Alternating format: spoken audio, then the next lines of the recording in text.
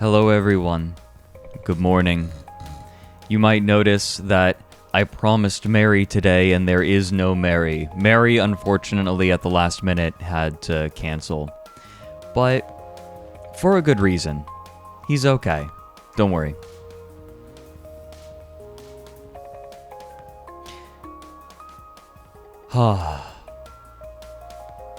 I didn't quite manage to fit breakfast in.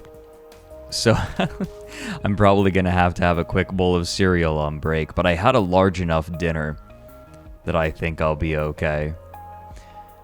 Last night, I'm going to share a secret with all of you. One of my favorite things to do for making dinner is taking freezer food and enhancing it. So last night what I did was I took some freezer yakisoba. Let me think about everything that I did to it. I added a couple of eggs in there. I put some sesame oil in it. I added a couple of eggs. I fried up some onion and put that in there. I added some chili garlic sauce. Let me think. I also seared some tofu and added that on top. You know what? I even told a friend everything that I did to it. Here we go. It's freezer yakisoba that I've enhanced with broccoli, fried onion, 2 eggs, and chili garlic sauce fried together in a pan with sesame oil and then with some seared tofu. Yeah, that's it. It's cool. It's a nice way to eat. I like it. Also, question. Twitch is telling me that my stream is unstable. Is it looking okay to all of you? Because it says that my keyframe interval is too high. But I mean, if things are looking okay, then that'd be rad. Hey, Starshard. Thank you so much for the raid. Sup, all 8 of you. So, Mary wasn't able to make it today. So instead, we're going to be looking at some sweet, sweet crypto. Specifically, something I want to specify is I feel like crypto in general is, for the most part, it's a scam. But there are some things that are definitely scammier or scummier than others. Some that are more obviously a scam. Like, for example, we talked about Athene, how Athene ran one of the first crypto scams, prided himself on it being a scam, and then got banned off of Twitch and got mad when he got banned for promoting a scam.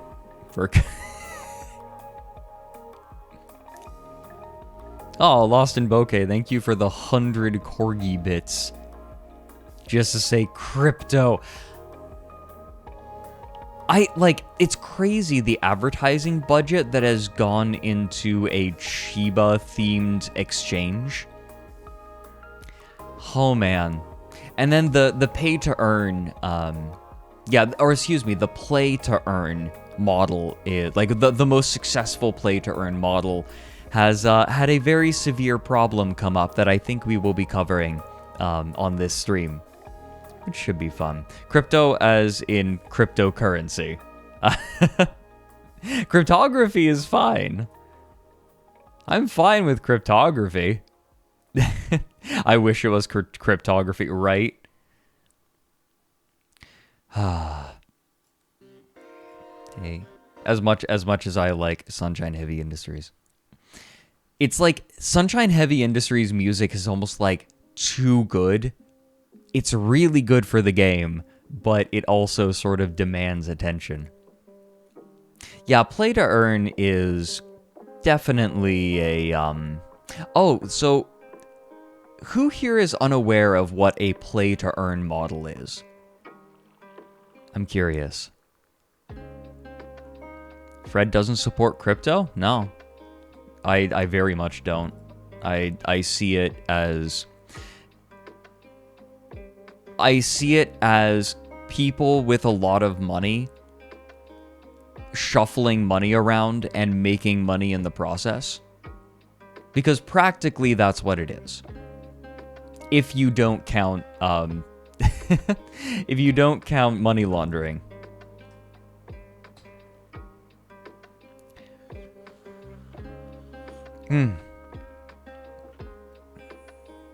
Crypto the super dog? What? That sounds nice though. The IRS agrees with your assessment and taxes crypto like stocks. Oh yeah, I saw that they were asking, like, do you have any crypto, like, gains? It's like, no.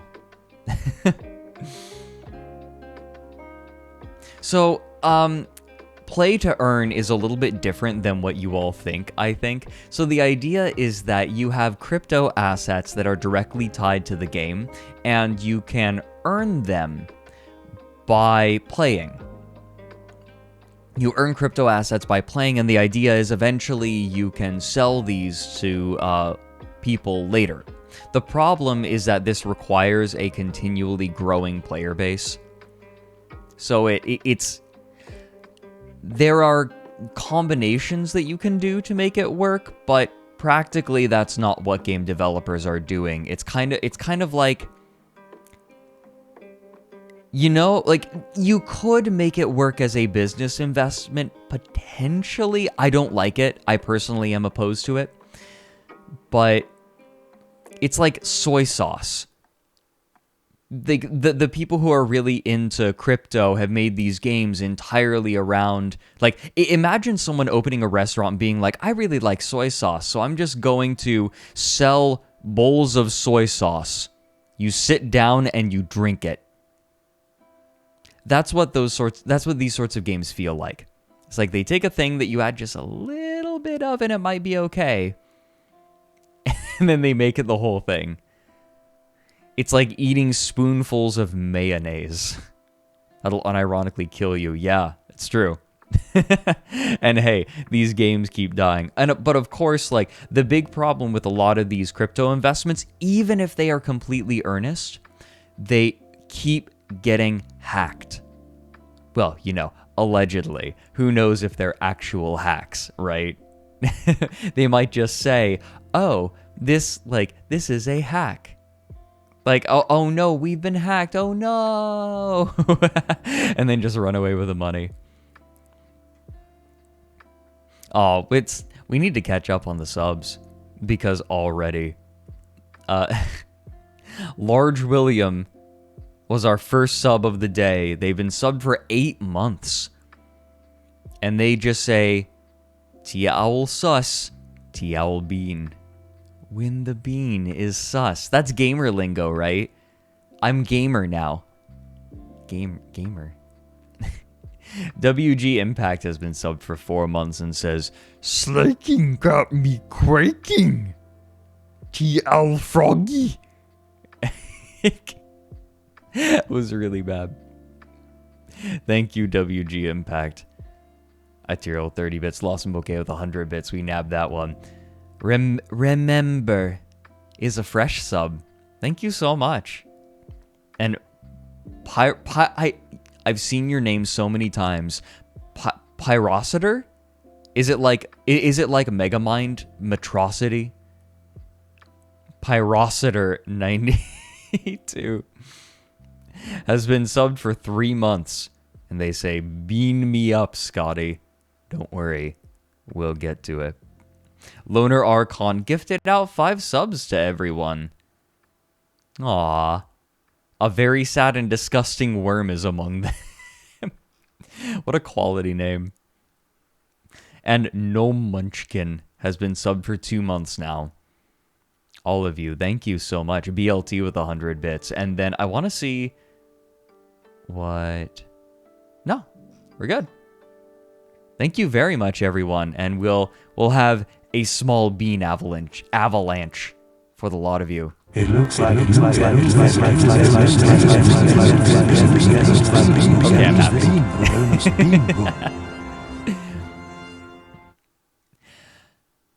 Oh, when I showed that on a stream, I think before Loren was even a thing.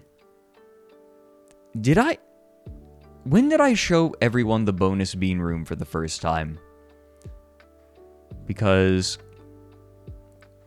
depending, what was it before Loren, or was it like already in place? Was it a part? I feel like either way it is foundational to Loren.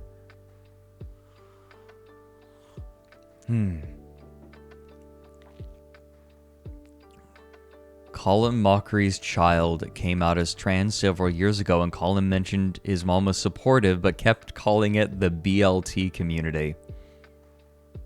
Look. I think a lot more people would be out if they got free BLTs. Is Loren a boy owl or a girl owl? They're an owl.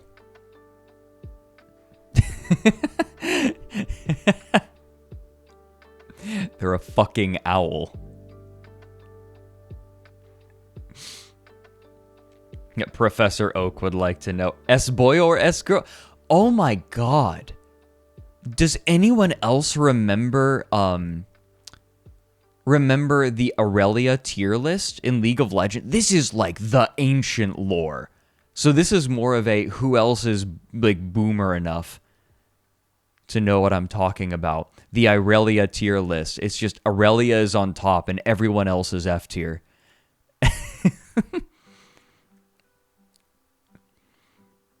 I remember for a couple of the characters, I think including Ezreal, because I don't know if the person was actually from Brazil, but they pretended to be Brazilian from Brazil. They said like Aurelia is best in Brazil. That's where the Brazil came from in League of Legends. I think it came from that post. Mord S number 1 Yeah, that's where it came from.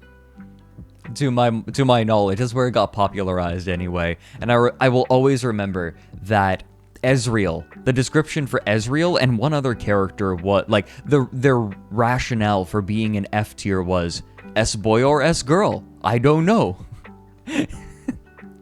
S-boy or S-girl. So every time I hear like, are you a boy or a girl, I immediately go there.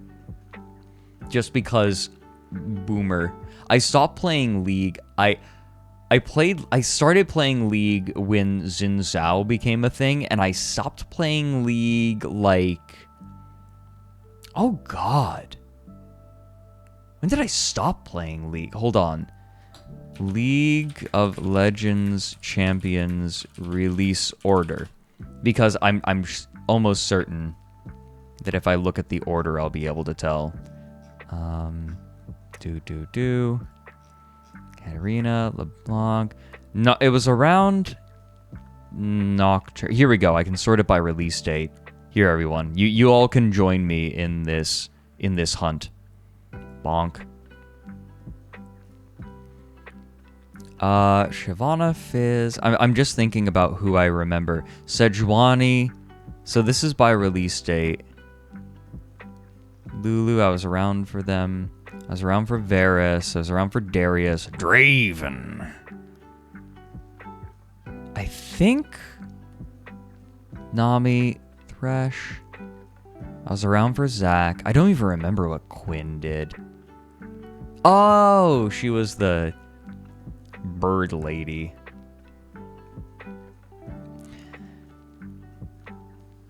I left right as Lissandra was released, I think. I stopped playing in 2013? What do you mean it's been almost a decade? What? Oh. I just felt like 3 new wrinkles grow in my forehead.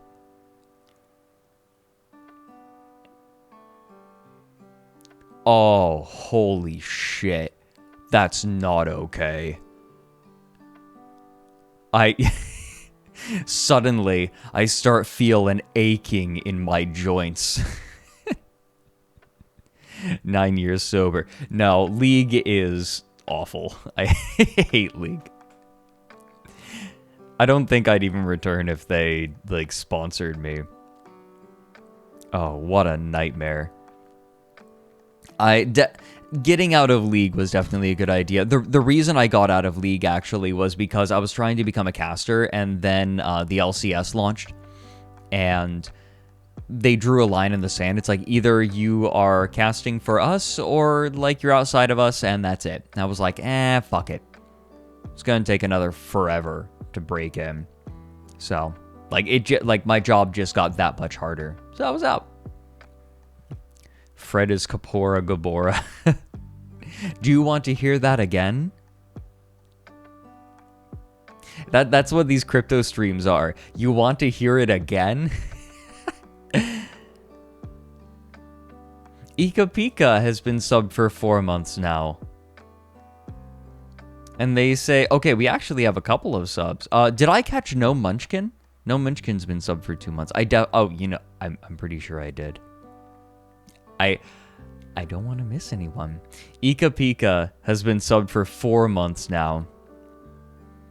And they say, I diversify my artistic journey by making more animations. And of course, big, huge, anatomically incorrect Baba. I was pulling all-nighters for 3 days now, and tomorrow is college. But the Baba must flow for the fat nutters. Where to post it? Loren Alfriend or T Owl Art? You can do both.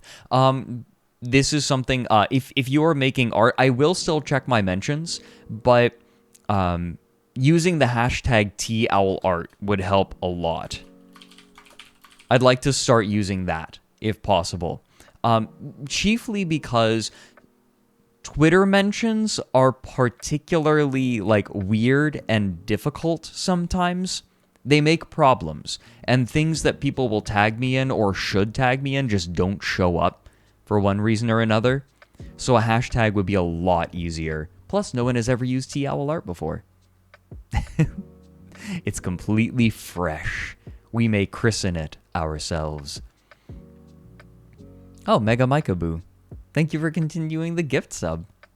That's awesome. It makes me happy. It makes me happy when people, like, get a gift sub and decide, you know what? Yeah. Okay, so I still need to figure out the subathon. I mentioned it before, but I think I am going to do a subathon where I just play digital homicide games. And, like, I have 20 digital homicide games. If I play a new Digihom game every half hour, that is 10 hours of streaming maximum. I think that we could do that, and maybe, like, I have the Slaughtering Grounds as the final game. So it's that, and then I play that for an hour maybe. That would be an intense stream. Oh, my poor throat would be so fucked up. It'd be fun, though. I didn't realize that I had 20 digital homicide games. It's not all of them, but it's the ones I have. They're all atrocious. What's everyone sipping today? I'm personally having an Alishan Oolong. Very comfy. Floral, a little creamy. Got Diet Coke. Chamomile. Ribos. Nice. Lemonade. Water. Water is very valid. Very valid. Yeah, I encourage everyone to have a sippy with them while they're watching stream. Be healthy. Hydration. You all would be amazed the sort of, like, things that hydration will do for you. That call you Panda? Yeah, right. Okay. Roasted barley tea. I still, by the way, someone suggested the Jinjuan, the sticky rice oolong, and I'm gonna order that. I'm excited. Although I'll probably wait until after Iceland to order it. I won't be around for that week, but then I'll be back after that. The cursed Pepe emote Mike finally killed on his last stream. What do you... Oh, is that the milk one? Because people were using that like crazy. Yeah, I guessed it. That's fair. I can't talk right now. I'm making piss. Or making piss. Look, the Girardi is the best weapon that the sniper has.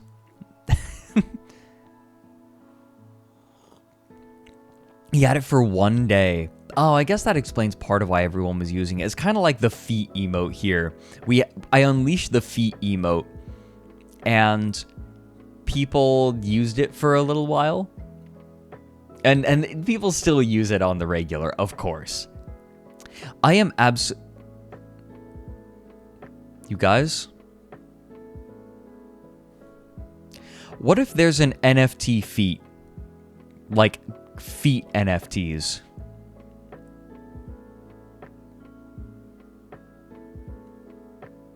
I'm doing a Google search.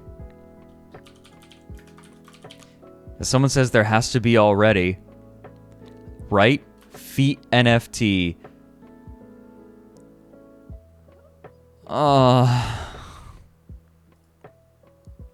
Yeah. I'm going on to OpenSea. Here they NFTs of sexy feet. Oh, it's not even like drawings of feet. It's just feet. 0.13 Ethereum has been traded on sexy feet NFTs. Oh. Ah, fuck me. Of course, because of course there had to be. I'm not showing it on stream. I'm not showing it on stream. You can find it yourself. Why do I torture myself so? Because life could always be worse. And I want to find out how bad it can get. Next step is canceling myself. Oh my god, have you guys seen the video of Salty DK Dan, canceling himself on Twitter? And like getting trending in the United States?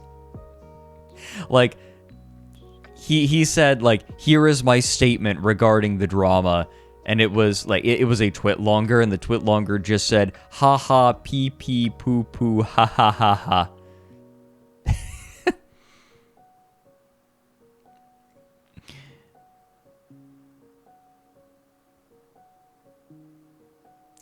Ah. Beautiful. Oh, Navatron, thank you for reminding me. I need to commission Kirpe to make a pet emote for Loren, because that'll be my 4th, and then I'll just have one more animated emote slot. I'd like to do a subathon just to unlock some more of those emote slots. Well, hey everyone. I don't have a whole terrible lot to share, but... Oh, you know what? There was something weird that I wanted to show all of you. It's... There are protests apparently going on in Burbank, like... And there's a very strange encounter that I thought you all would appreciate. Oh, Transesk. Thank you. I hope you enjoyed the stream. Things tend to get a little bit weird here, but hopefully you can bear with it. So this is weird. Remember, there's also Jews, and we also believe in God, and we also believe that God, we have ways that God had taught us to be, and that is not pedophilia, it's not homosexuality. A man shouldn't lie with a man like he lied with a woman. And Disney has got to be quiet for the Christians and the Jews. Shema Israel, Adonai Eloheinu, Adonai Echad. Hear, O Israel, is one God. God is one. Hey Disney, who did you sell out to? China? Thank you. Thank you. I understood maybe 3/4 of that. Maybe. She's speaking word... Like, I was wondering if at some point she transitioned to... Oh, yeah, you think she'd be angry if I say she transitioned? At some point, I was wondering if she transitioned to, like, Hebrew or something. But was she casting a hex at the end? It's intense. Remember, there's also Jews, and we also believe in God, and we also believe that God, we have ways that God had taught us to be, and that is not pedophilia, it's not homosexuality. A man shouldn't lie with a man like he lied with a woman. And Disney has got to be quiet for the Christians and the Jews. Shema Israel and an oil, and an ayakad. That's where things start to get... I've managed to figure out everything else that she is saying, but what the hell is she saying here? Shema Israel and an oil, and an ayakad. Hear, O Israel's one God. I heard Israel in there. God is one. And God is one. Who did you sell out to? China? What a way to start, by the way. There's also Jews. Remember, there's also Jews. Remember, there's also Jews. What is... His hero of Israel, one God? Okay, hold on, I'm gonna listen again. Disney has got to be quiet for the Christians and the Jews. Shema Israel and an oil, and an ayakad. What the fuck? Shema, Israel, oil, and one God. Shema Israel and an oil, and an ayakad. It must be... No, see, the Kippy, I think that she's saying that they're, that, like... I think she's supporting the Jews. I don't think that she's... I don't want to get too much into politics here. We're going to stop short of that, but I don't think that she's being anti-Semitic. I think she's actually supporting them. That's why she's like... I think she is speaking Hebrew here. For the Christians and the Jews. Shema For the Christians and the Jews. Like, for them. Israel and an oil, and an ayakad. Hear, O Israel's one God. Yeah, I wonder if this is just a phrase that that she remembers more phonetically than by its meaning. Because, I mean, think about it, right? Like, I don't know how many people went to church when they were little and, like, learned prayers, and also with you. You have those prayers. At some point, it doesn't, like, the words don't even mean anything. It's just phonetics. And also with you. It's like one word that you just say all together. Anyway. So, that was odd. I thought you all might appreciate that.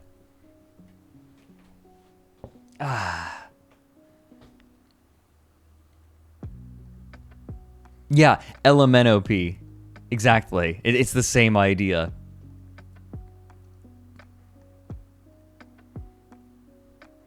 Oh yeah, Troffendor. I know what you're talking about. Don't worry. I don't think that's what she's referring to, though. I mean, God knows what she's referring to. So... Wait, you think you know who that woman is? Explain. Who is it?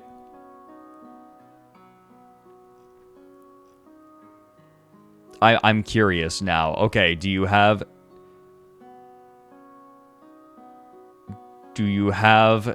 the good stuff? Any info a different damn? I must know while I open up. Web 3 is going great.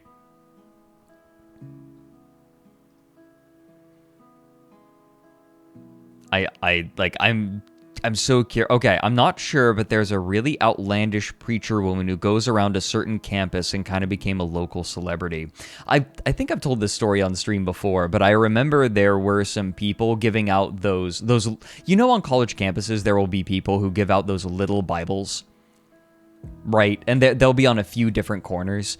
I started collecting them with my friends, and then we would go back to the either one of our dorms, because a few of us had one of the larger dorms that housed more people.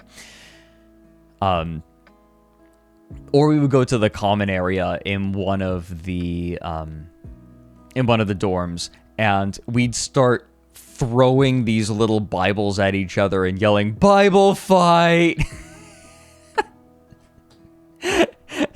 Oh no! And we would we would take them. No, we would throw them at each other, but then sometimes we'd also take these little Bibles, smack each other with them, and yell "Testament slap." I was a fucking moron in college. Testament slap was very common.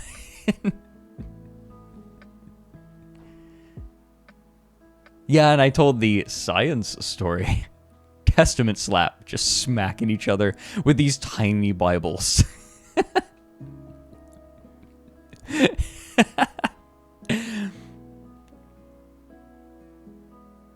Everyone was dumb in undergrad. Okay, yeah, but I feel like I was a special kind of dumb. Yeah, walking around. Yeah, for those who didn't hear the story, the short version is with a couple of my friends, we would all put on our lab coats, our goggles, walk around the campus with pencils or pens in our hands, gesture at people as we walked by, and say, "Science." It was so stupid. It's one of the stupidest things that I've ever done. I'm about to qualify for the alleged crime podcasts. Please stop talking. I've had multiple people ask if I was going to go on. I wouldn't be opposed. I actually, I remember, Boo Radley. It was the artist. He posted about spirit science or something, and I ended up getting in a conversation with him about spirit science. So I have some connection to it now. I mean, and I already knew Shammy, but Shammy is taking a break from the podcast. Yeah. Oh God, spirit science. Oh, yeah, the J.O. crystal guy. Not actually, but, may as well.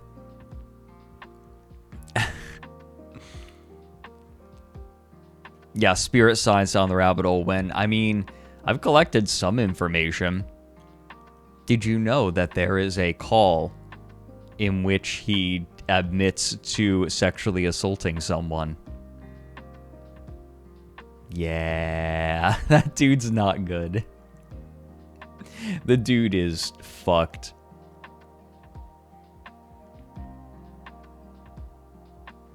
Yeah, it's an oof.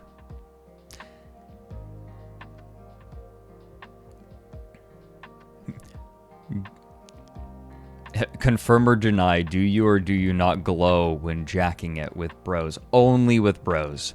That's a very important part of it. Oh, so Christopher W. Poindexter, here's the thing. It's more than just astrology. This is a whole sort of field. There are a lot of books about this, but it's very tied to Lemuria. So for those of you who don't know, back in the day, Lemuria is to paleontology as ether is to astrophysics. The problem was there were some animals that were very clearly genetically linked on different continents, and the question was, how did they get there? Now we understand it's because of Pangea. A lot of them are because of Pangea. But before we had that theory, there was another theory that there is a lost continent that sunk underneath, continental drift. But the belief was there might have been a lost continent that eventually sunk for some reason. And because it explained the existence of lemurs, it was called Lemuria.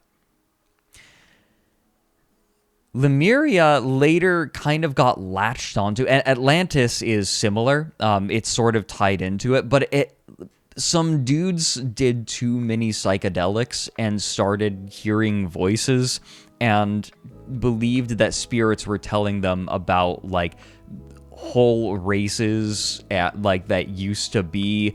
And then this is where the concept of Aryan comes from, because like, what are some of the crazier things? The Jews came from space. That's a thing. They are aliens. Aryans are all one race, and then they got diluted, which was, in case you're wondering, you think you might be hearing some implications in here? Yes. I won't go into it, but yes.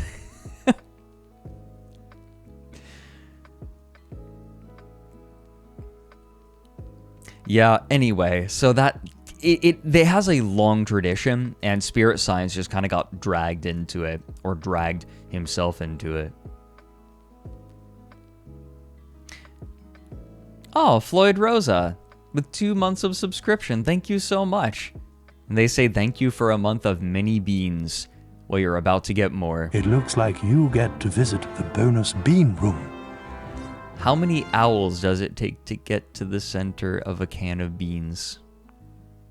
Nom, nom, nom, nom. Hey guys, you ready to actually get to our topic? Because I've, like, just rambled for too long. I swear to God. Okay, be honest with me. Is the rambling a bit much sometimes? Because I feel like I go off on tangents a lot. Is it, especially just with me talking, is it a bit much? It's fine. Okay. Please, and look, and I know there's going to be obvious bias in the chat, but please, if it is too much, please let me know. I want the streams to be entertaining for you guys. It's a feature. Okay. You watch Mike series. Okay, you know what? Fair enough. Should we take a sippy break? No, we haven't quite been an hour. We got another 15 minutes before our first sippy break. You learn something interesting every stream. I'm just glad that I can make it interesting. Well, hey, guess what I have ready? That's right, it's Web3 is going great. Can I just say, like, they dubbed themselves Web 3.0, even, like, preemptively. They're like, this is what the internet is going to be. It's like, you sure? Are you sure?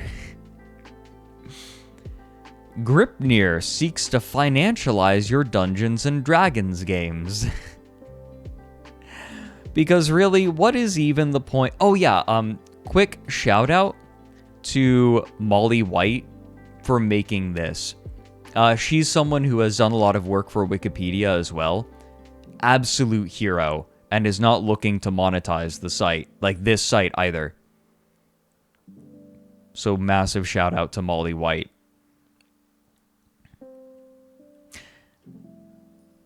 Because really, what is even the point of playing Dungeons & Dragons if you're not buying a pre-made character from a limited set of options, playing pre-made adventures with it, getting Gripnir certified as a dungeon master, or finding someone who is, paying transaction fees every time you level up or get new equipment, or reselling your characters after the campaign ends to someone who apparently wants a used D&D character?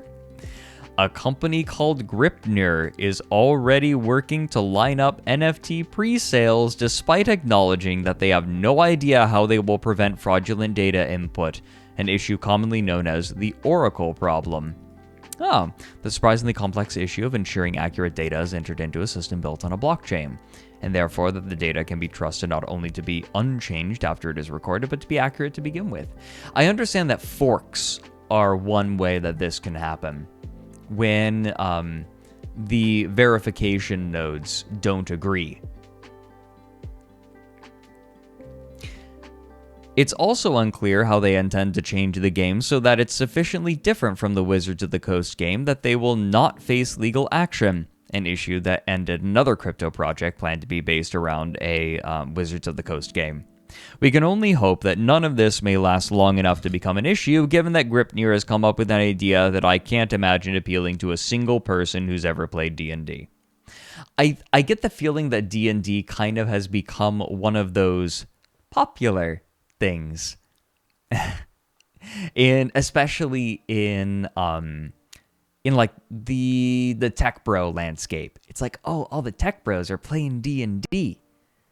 So we can get in on it. Again, like a lot of these NFT and crypto ideas are happening because of this. I personally believe it's because of the insular nature of Silicon Valley. Because you come up with a lot of ideas that they think are amazing, but they only think it's amazing because it would be good in their little bubble. And they just assume that the rest of the world lives the same way that they do. Oh, also Navitron. Glad to get you introduced into the weird all tomorrows. that little genre.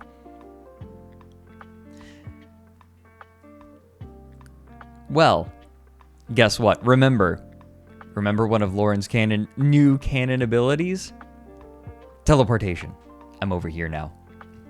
Blockchain bridge for the Wonder Hero play-to-earn game is exploited. Wonder Hero is a mobile play-to-earn turn-based strategy game. Attackers were able to mint 80 million WND after successfully exploiting the bridge linking the Wonder Hero play-to-earn sidechain and the BNB chain. The attacker was able to swap their stolen WND for 750 BNB, $325,000, tanking the price of WND to near zero in the process. This is one problem that remains kind of unaddressed. What happens if there's a problem with the code, right? What if there's a bug? If code is law, what if the code's broken? You have to fork at that point. But how are you going to convince the validator node operators to fork? Because unless it is something that fundamentally makes it so they can't earn any more cryptocurrency or makes their cryptocurrency worthless, how do you convince them to fork? You have to convince a majority of them. You tell them there's a bug.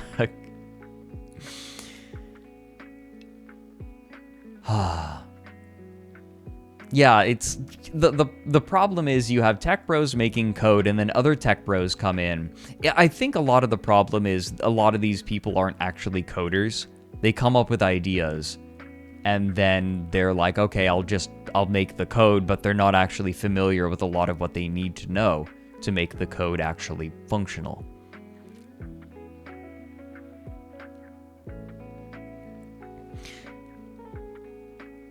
Let's keep going. So again, these play-to-earn games will often be like, oh, people from lower income countries can play and earn stuff and then sell it on the blockchain and make money that way. I hate to break it to you, but that's kind of what MMO black markets are already doing. It's just the same shit all over again. It's just the same shit.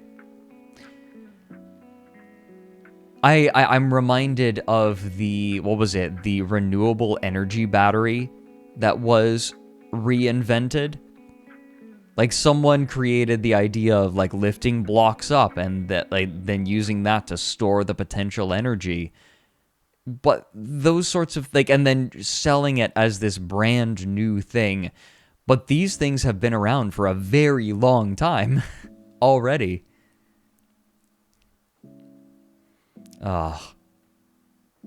Venezuela noises. Yeah. Starstream treasury drained of 4 million. Starstream, a DeFi project built on the Andromeda Layer 2 Ethereum protocol, had its treasury drained. Blockchain security company Certicay reported that the treasury appeared to have contained around 4 million in stars, all of which was stolen. God, all of these silly little names for their silly little money is just annoying. It's like, don't make me say, I'm mad that they're making me say this. Yeah, dink doink. Are we gonna end up watching another CoffeeZilla video on a crypto stream? Because, oh my god, like, twice now, the Paul brothers, each Paul brother has individually made a penis-based crypto, NFT project. Well, one of them was Dink Doink. What was the other one? Are there 3 now? Does anyone remember? It's Dink Doink and Stick Dicks. That's what it was. It sounds like some Rick and Morty shit. Yeah. It really does. Groin Coin. That's too clever for them. Way too clever for them. Yeah, no, both of the Paul brothers launched NFT projects based on penises. Stick dicks. Do you guys want to see what the stick dicks looked like? Stick dicks. You want to see? You want to see? Behold. Look. This is it.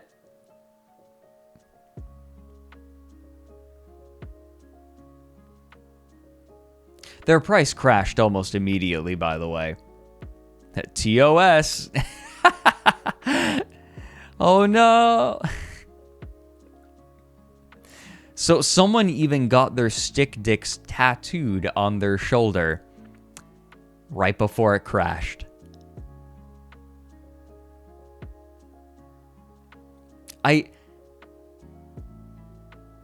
You guys want to just like watch the CoffeeZilla video on it is pretty short, I believe. Hold on.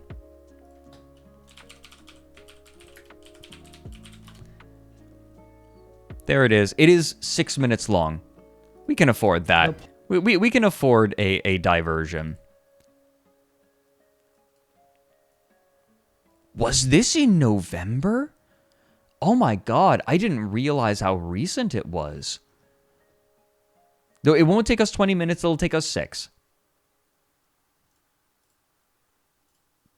Just watch. It'll be fine. It'll be fine. It'll be fine. The Paul brothers are doing this crypto grift right now, and it needs to be exposed. Another one. Otherwise, they just have a money printing machine. I'm sorry to say. And another one. And another one. And another one. Oh yeah, they made a bunch of crypto projects. God, I forgot that they've made a bunch of NFTs that are all crap. And another one. Oh, you guys are... They made an NFT project where like they gave you an egg and then you would later learn what was in the egg, and it's like a fusion animal. It's so brain dead. All they did was like Photoshop images, like stock images of animals together. That goes for all these influencers, right? They're just using their fans as personal piggy banks, just reaching in there, taking cash whenever they want it, and we have to talk about it. Listen, I've got to give you guys a little context before launching into the new project, but let me say, I usually make these family-friendly. Warning to my audience, this one's kind of necessarily a little crude. Oh no. That will soon become obvious why. It just kind of is. Before we get into that, I want to talk to you guys, bring you back to... KipX, you always find new uses for the Shia Lick emote. Emi Kasama, thank you so much for subbing for 4 months now, and hey. It looks like you get to visit the bonus bean room. Thank you very much. To a project that has sort of been forgotten about by the internet, Dink Doink. this was a project promoted by Logan Paul. He tweeted about it saying he's all in this coin, while not disclosing the fact that he actually created the coin. The CEO admitted it in a statement saying that Logan Paul created the entire idea. We might as well, be honest about how this came about. Logan designed the character on his phone, on Snapchat. Of course, the crypto tanked because it was built on absolutely nothing, and Logan quickly distanced himself from the project. But now, Jake Paul is following in Big Bro's footsteps and running his own scheme and not telling people the whole story. Let's pull up the board here and talk about it. Just a couple days ago, Jake Paul tweeted about a new NFT going on called Stick Dicks. Now, is that exactly what it sounds like? Yes, it's stick figures with, well, I think you get the idea. Now, my man has gone on an absolute shilling spree. He's turned his profile picture into one of these awful NFTs. He said, just broke up with my girlfriend because she didn't mint a Stick Dicks. Big dicks energy. And so from his social media posts, you think, wow, he's really excited about this new NFT project. Is he even affiliated with it? Well, like his brother, it's hard to tell from his public statements about it. It doesn't really appear he's affiliated. It just seems like he's excited about this new project. But also like his brother Logan did with Dink Doink, it turns... I remember once I did a stream with Salty. I know this is the second time the Salty DK Dan has come up. He asked me, what is the opposite of sexual pleasure? And he's like, emotional pain. And I responded, Jake Paul. Out that Jake is more involved than he lets on. See, when you go to the website and you scroll all the way down here, Jake Paul is called an ambassador for the coin, just like Logan Paul was an ambassador for Dink Doink, right? When he actually created the entire idea. Fucking, I hate the term undefeated, right? Look, if you are undefeated in anything, the only thing it means is that you haven't challenged yourself enough. Idea of Dink Doink, as admitted by the CEO. What up, Dink Doink Telegram? It's me, Logan Paul. And it looks like Jake has now done the same thing. If we go to the blockchain, we find out the real situation. I have here in front of me the Stick Dicks deployer address, the one who created all of the NFTs here, right? The whole contract for this. And would you like to know who funded this whole project? The biggest dick of all, Jake Paul. That's right, ladies and gentlemen. Far from being an ambassador or just like somebody interested in the project, it turns out the first person to give any money, 1 Ethereum, to this deployer right before it created. Where was it? A very sad and disgusting worm said, that's very inspirational. Thank you, a very sad and disgusting worm. Aided the whole thing was Jake Paul.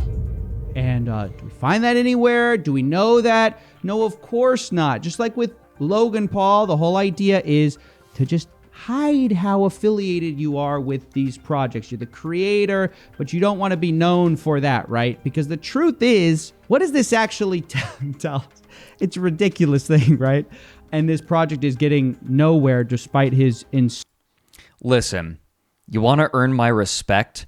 Make it like gigantic furry penises. Like unrealistic furry penises. Then you will earn a modicum of respect. Like make them so big that they're not even functional anymore. Incessant tweeting about it. No one wants these things, obviously. Quick update, guys. Stick Dick's Twitter account just got hacked, and they just released an allegation against Jake Paul that Jake Paul is receiving 55% of the project's profits. Now, remember, this is an allegation, but the person who hacked this Twitter account says Stick Dick's holders, when they figured out Jake was being paid 55% of mint for promoting Stick Dick's NFT and was on the team behind it. Now, we've already unveiled that he was on the team behind it. In fact, he was the person who funded the contract but this provides even more evidence. Now, again, this is just a screenshot. We don't know who it's from, but this is in line with what I would kind of expect Jake was getting paid, and the total mint was worth $1.4 million. So bear that in mind. That would be worth over $700,000 if this is true. Anyways, that's the quick update. Back to the video. But it tells us something very important about the Paul brothers and just about influencers in general. See, it turns out you give these guys millions of dollars, and their whole job is to create viral things. And the most creative Jake and Logan Paul can get is creating dick-related cartoons. Logan Paul's big contribution to the world has been Dink Doink, and Jake Paul has followed it up with stick dicks. I think unequivocally proving what we sort of already know. The Paul brothers, yes, they will take cash and leave you holding the bag. But at the end of the day, they're just a couple of dicks. I might play you sometimes. I'll lead you down a path. I take your money, you motherfuckers. He will. He really, really will. I think that the Paul brothers are a really good example of the old adage, when someone tells you who they are, believe them, or well, not tells you. When someone shows you who they are, believe them the first time.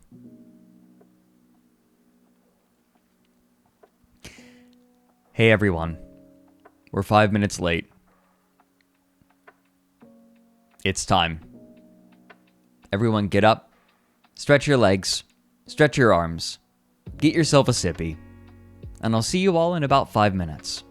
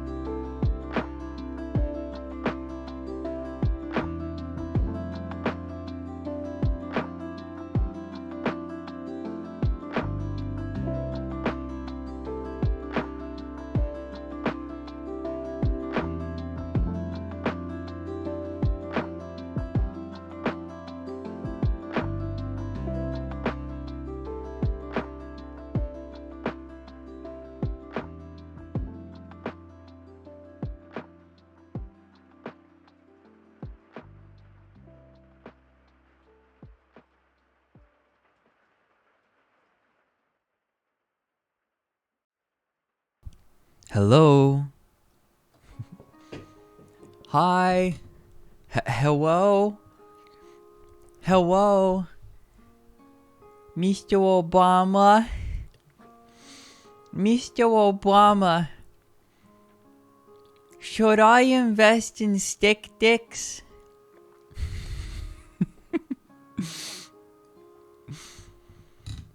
Oh dear. Should I buy a stick dick? Should I get I kinda like the one with the protractor on the tip. Was he just holding the protractor? Or it wasn't even a protractor, was it?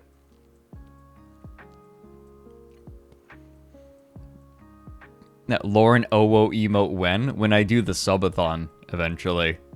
Maybe. One day. Hers oh my god, blind archer. Who's been minting dicks? Who's been drawing dicks? Man, I'm kind of sad. One of the best parts of those videos was GPM's contributions. Too bad GPM fucking got mega destroyed. For good reason. We're not gonna go into that. It's sad. Yeah, we don't say that name anymore. Yeah, that's fair. Yeah. Artificially Natural. A fresh sub. Thank you so much. Everyone, prepare your beans. And launch. It looks like you get to visit the bonus bean room. Thank you very much for the sub.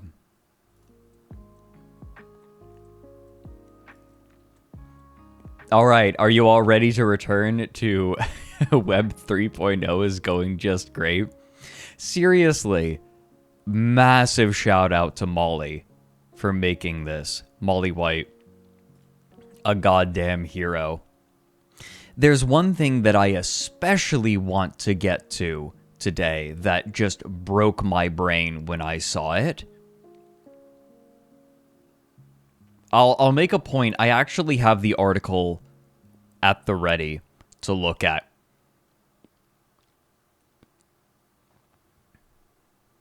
But hey, you guys ready? Oh, someone asked what I'm sipping. I'm sipping an Alishan Oolong today. Absolutely lovely. From Stephen Smith. Stephen Smith, I recently restocked a lot of my teas from them. So I've been drinking a lot of their teas.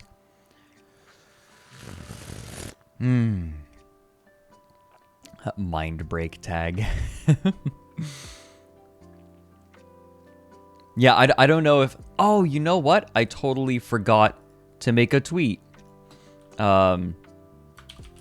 Is late, but we're again returning to the web professional 3.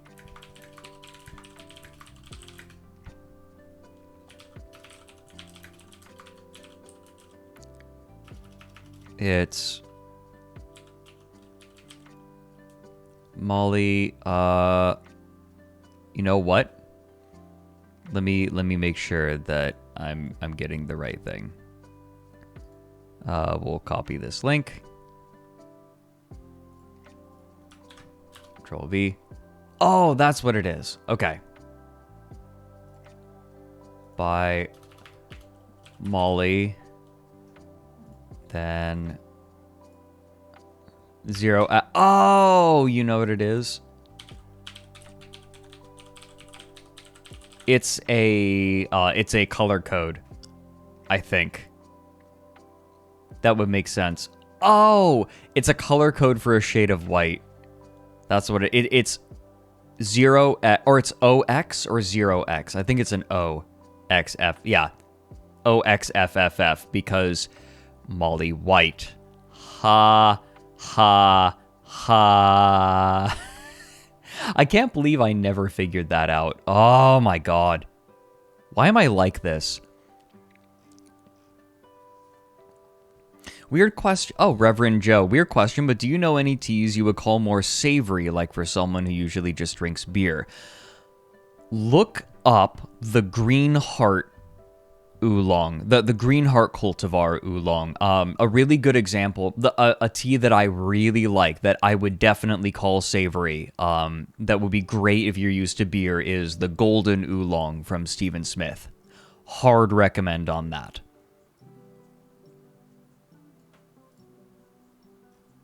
If that's what you're going for.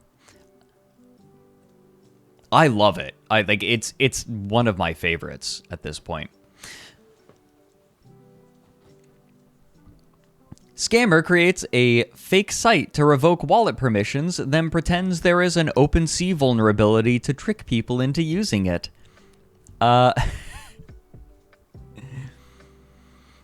It's not exactly straightforward to revoke wallet permissions once they've been granted, and so many users use a site called revoke.cash to remove permissions in the case of malicious contracts or as a precautionary measure.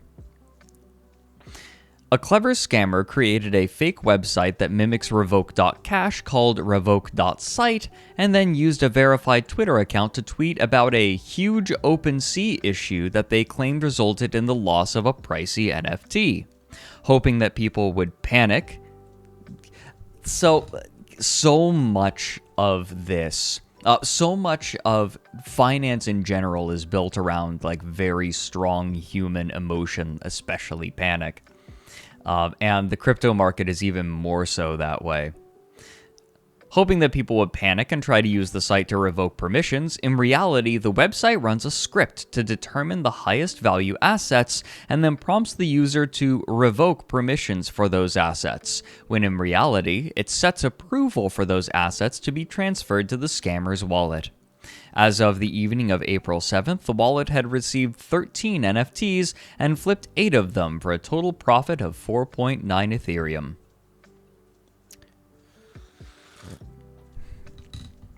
Are you a FUD? I'm not there's, if anyone here is like that deep into NFTs, I feel like it's not going to help much, but this is more like a warning. Do not allow yourself to be convinced to panic buy. Because a lot of people got into cryptocurrency because of FOMO. It's fear of missing out. They were afraid of missing the train and not making the money that they could have. If ever you are like panicking to make a financial decision about which you are not 100% certain, don't do it. Because you're probably a mark. You're probably being scammed. It's unfortunate. But if you don't understand what you're buying into, then you're probably a mark. Erndil. Oh my god. 13 months. Thank you so much, dude. And he says, hey, let me do my best Erndil. Let me think. Like his best Erndil vampire biker impression. Hey, kids! Reminder to never get into Web3! Poor guy. Star Trek gets into NFTs. Do I need... Oh, thank you, Erndil. Yes, I'm actually Joel, by the way. In case you didn't know. So, anyone who knows Star Trek will immediately go, what the fuck? Why is Star Trek getting into NFTs? There is literally an entire episode about, of Next Generation where a dude is cryogenically frozen, then discovered hundreds of years later by the Enterprise, and he comes out and is like, oh, the money I had in the bank must have appreciated so much. My Latinum.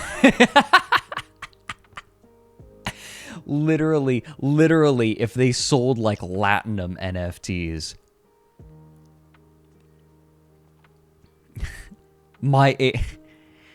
They're NFTs, Odo. Quark, what is an NFT? I'm not certain what it is, but I am certain it's contraband.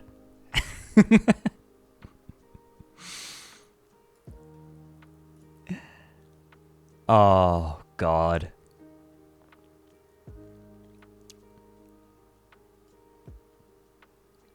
Limes is spending all our money on NFTs.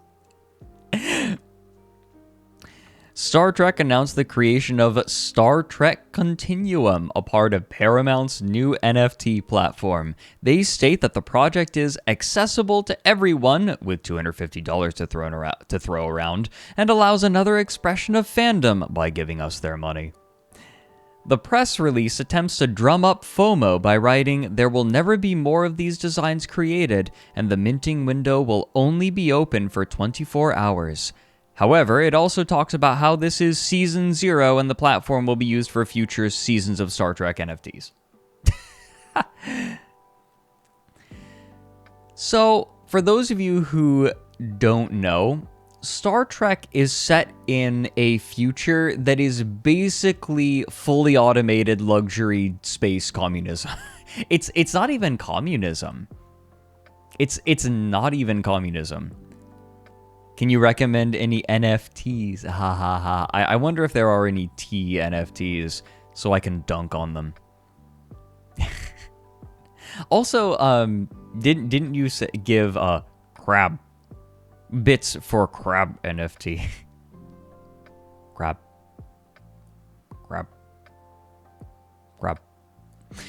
No, the Federation is a moneyless institution because they, like, effectively all physical needs are seen to. So now at that point, like, in fact, Picard even talks about, like, what is there to do if not collect money? And he's just like, well, you can perfect your craft. You can, like, focus on enrichment, on self-enrichment, art. And then, of course, there's Starfleet for exploration. There are greater things. The idea being that now that humanity has been freed of its like bonds of necessity, that humanity can rise up to the best that it can be. It is the most idyllic version of a post-scarcity society, yes. So to see them making a Star Trek NFT is one of the biggest slaps to the IP's face that they possibly could have done. One of the biggest slaps to the face of the, like, just the concept of NFTs are so antithetical to all that Star Trek promotes and espouses.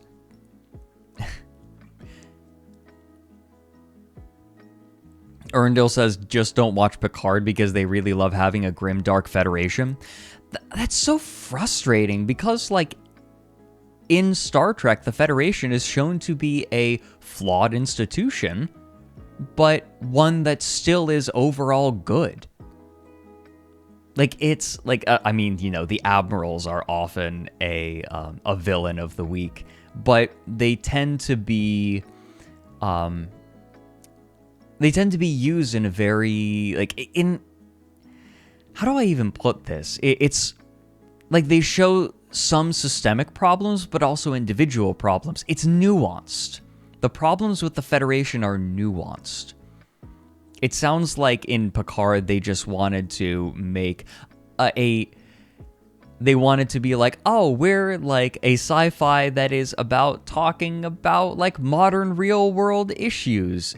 But they're talking about, like, they're talking about the Twitter subject of the week, not, like, their issues. I get the feeling that Picard is looking at issues that are important, but not best explored through Star Trek. Star Trek is very good at looking at philosophical problems with the very basics of humanity. And sometimes they branch out beyond that, but that's where it really excels. And Picard is just trying to be like they're trying to match what is trending on Twitter. It's like, man, there's more. There's more to the world than what Twitter says. Oh God. Anyway, did you know that there is a world outside of Twitter, everyone? The wild thing is that anything can be explored through Star Trek, but the show is best done as allegory, rather than just bluntly saying, ice is bad and climate change will kill us. Oh, good. I'm glad that they've gone for the beat you over your head approach.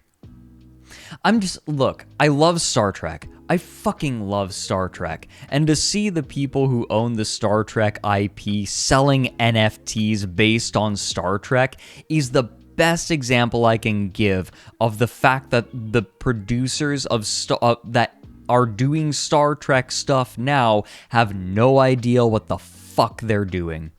They have no idea what the IP is about. It's just so embarrassing. Okay, I'm getting hung up on this and we need to move on.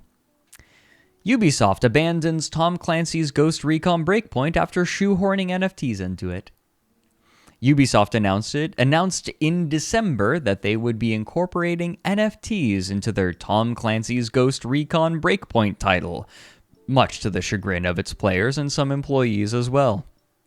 On April 5th, Ubisoft announced that they would no longer be releasing updates to the game, nor would they be minting any additional NFTs. Although the Formula 1 blockchain game that shut down earlier this month made half-hearted promises to allow NFT holders to swap their NFTs for ones used in a different game, Ubisoft has made no such promise.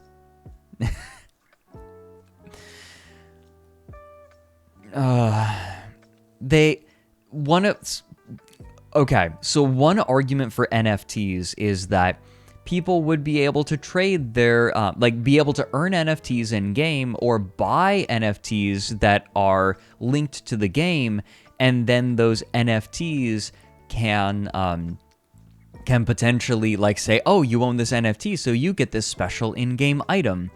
You have unlocked this, and then you can potentially sell it to someone else later. That sort of or they say, hey, this NFT may allow you to have something else later in a different game. You already can do that shit.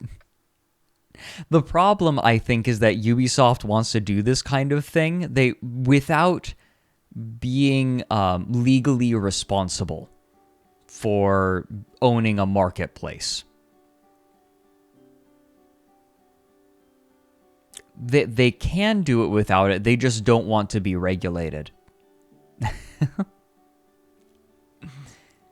It's about artificial scarcity, but they already can introduce artificial scarcity. They just have to say, hey, we're only selling 500 of this skin, get in quick. It doesn't need the blockchain. Yeah, they want to do a lot without being legally responsible. That is what I suspect, why they've decided to try to push NFTs where they skim some off the top every time there's a transaction.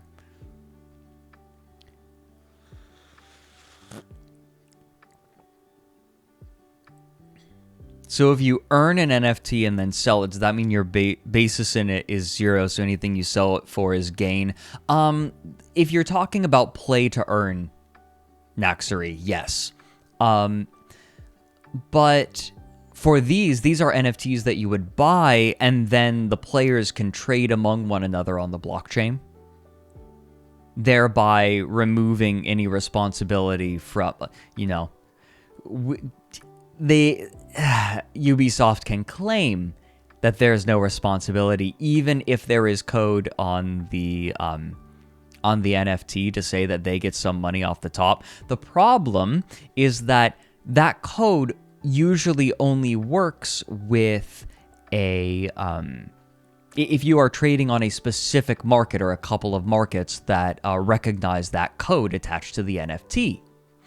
So all you have to do is just trade it directly or go sell on a different platform.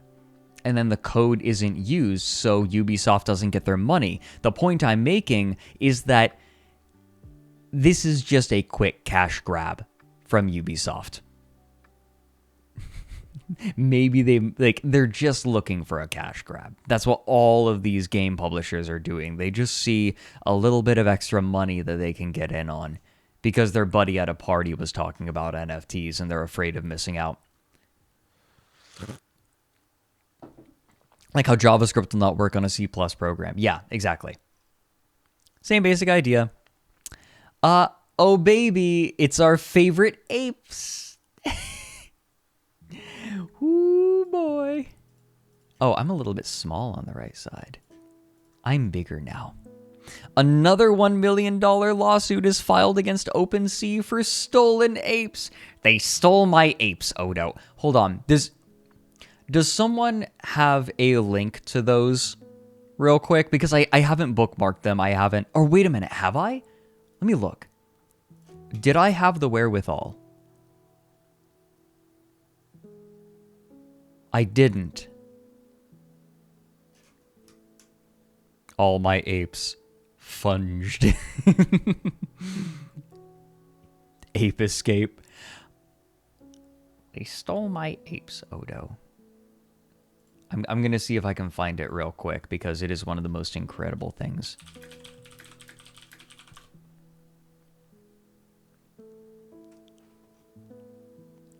Here we go. Okay, these are utterly incredible, and you must see them. Let's pause the music. This is so accurate to Deep Space Nine. You guys, like, if you haven't seen it, this is basically a great summation of the show. I don't know what an NFT is, but I'm sure it's contraband.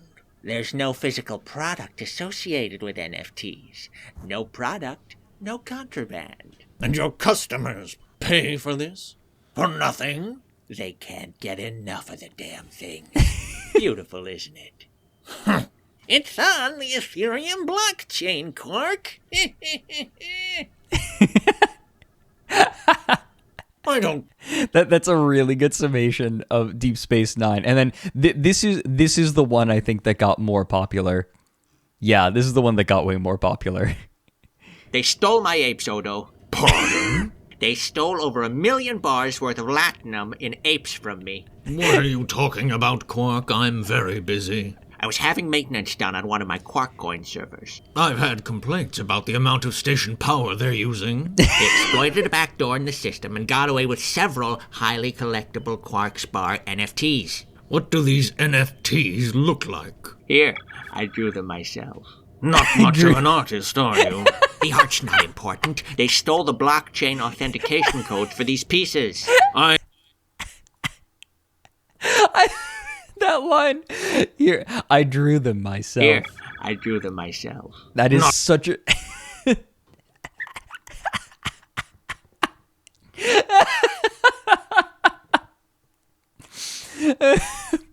Hold on. Wait. I really need this on my soundboard already. Bruh, look at this dude. Wait till you see the... No.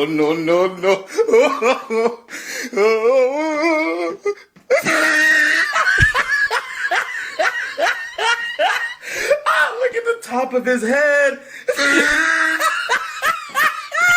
Look at his lips.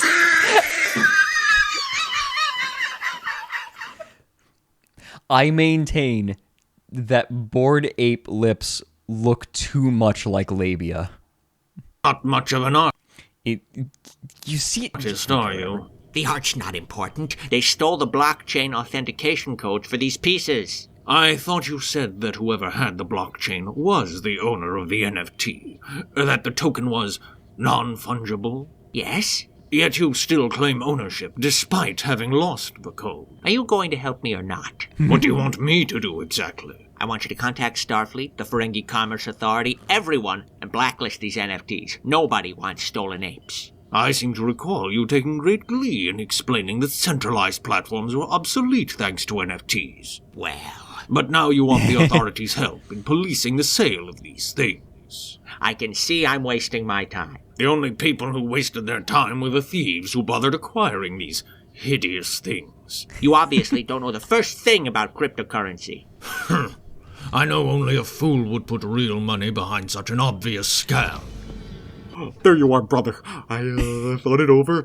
Oh, I'm ready to convert my savings into Quark coin.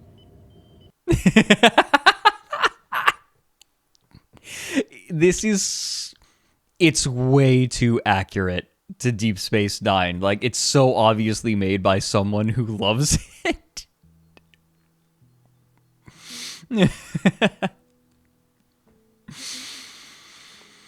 I really need to add the look at the top of his head, like, bit to the soundboard.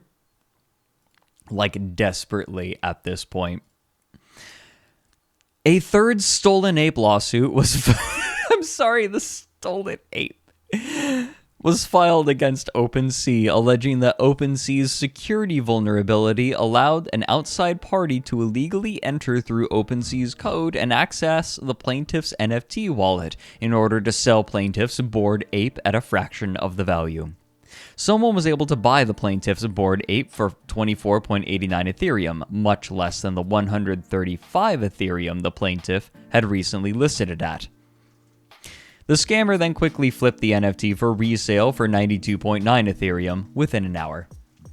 The language in the lawsuit is very similar to the stolen ape lawsuit filed February 18th, which is not surprising because the plaintiffs are using some of the same lawyers. Vice interviewed one of the lawyers and determined that the somewhat odd wording refers to the issue in which OpenSea users didn't realize their old listings of NFTs at lower prices were still active. Yeah, oops. That seems like a really big issue, right? That a platform would allow you to have multiple listings for the same item. Right? That sounds like a pretty big issue. Like, you would want it to automatically get rid of the old listing. Right? Excuse me. Right? That's even possible is wild. It feels like a severe oversight, almost like these people don't know what the fuck they're doing.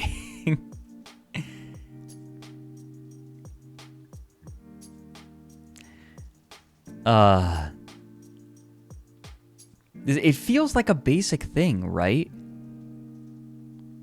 Everything about this sounds like a pretty big issue.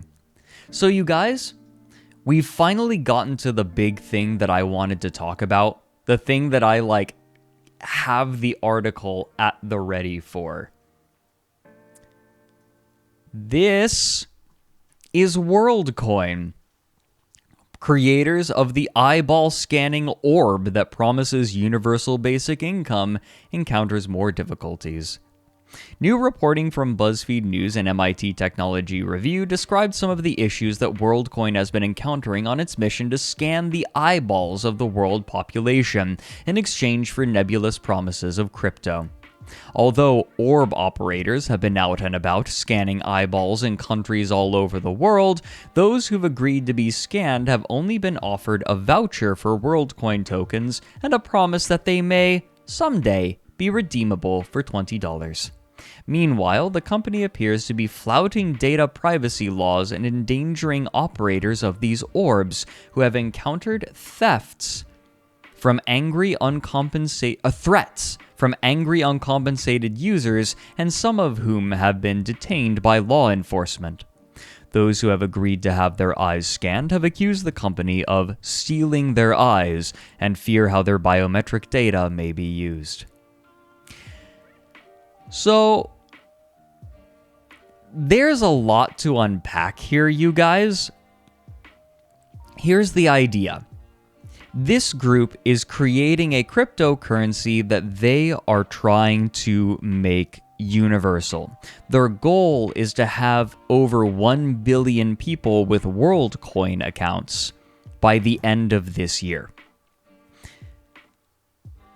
The way they do this is they take on contractors. They give contractors these chrome orbs that scan people's retinas. The reason being, they want to tie your ability to make a WorldCoin wallet to your retinal scan. Because one of the problems of cryptocurrency, they say, is that people are allowed to make more than one wallet. They say that is the big problem. And this will help solve it. So they hire people to take these Chrome, or they don't even hire them. This is actually very important. They take contractors and say, here, take these orbs to places, and for every person that you sign up and scan for WorldCoin, you are going to get a small amount of money. If this is starting to sound like an MLM to you, I don't blame you. But these people are going to the poorer regions of the world and promising these people money for signing up. And yes, Naxary, 1 billion, I did not misspeak, 1/8 of the world's population. They are trying to sign up. And they're doing this by going into the poorer regions of the world where, like, especially where the pandemic has really destroyed a lot of these communities, and people are not making, they have no more money. Yeah, it's an MLM inside of an MLM, Naxary. The idea is that if you already, if your retinal scan is already in there, then you can't make another wallet. It's like, I sometimes I really just don't understand. Some people say that that cryptocurrency is great because it anonymizes transactions. Some people say that it's great because it de-anonymizes transactions, or that the problem is that there's anonymity. It's something, you know what it's like? It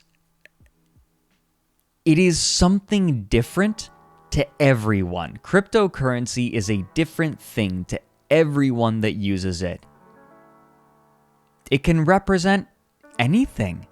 Cryptocurrency can be anything you want it to be.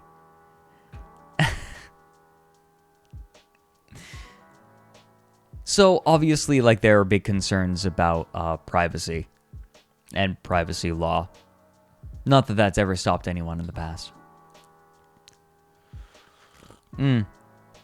These people are basically just told, hey, you'll get money if you get your retina scanned. That's all they understand. That's all they're told a bit more about it, but a lot of these people just don't know.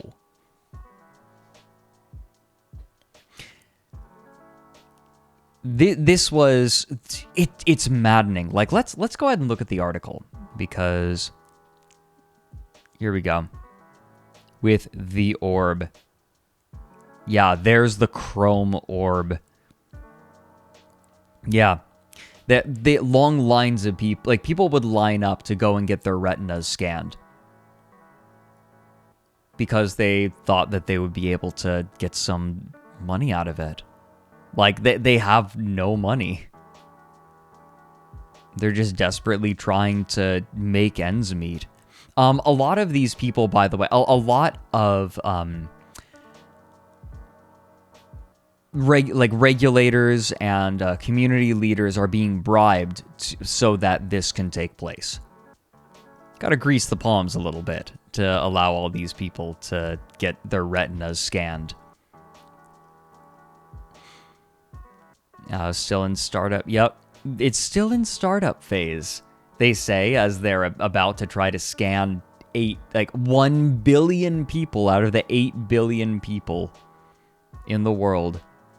Taking advantage of poor people in the third world? Surely no one would ever do that. Third world is kind of not a great descriptor, because doesn't it kind of just describe, like, what countries were during the Cold War? Like, how they were aligned? It's, like, not a super useful definition.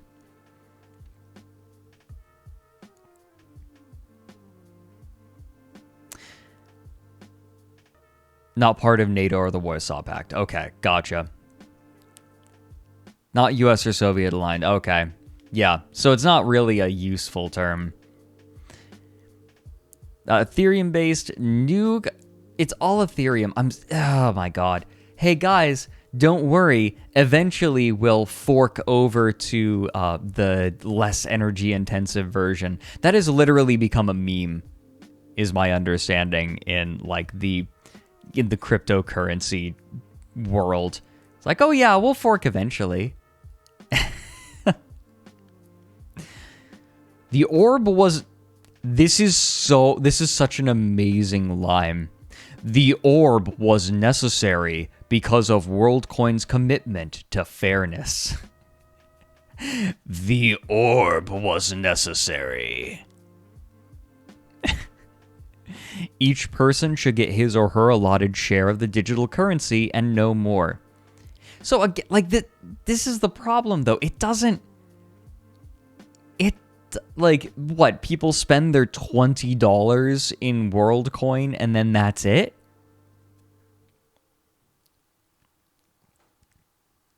Like, what the fuck? I've been very interested in things like universal basic income and what's going to happen to global wealth redistribution. Tech bro, the term very interested in tech bro lingo is terrifying, because when a tech bro gets very interested in something, that's when things start going wrong. Is there a way we can use technology to do that at a global scale? Known that Big Floppa? What is Big Floppa? Can someone explain?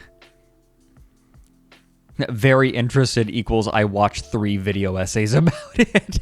Farah.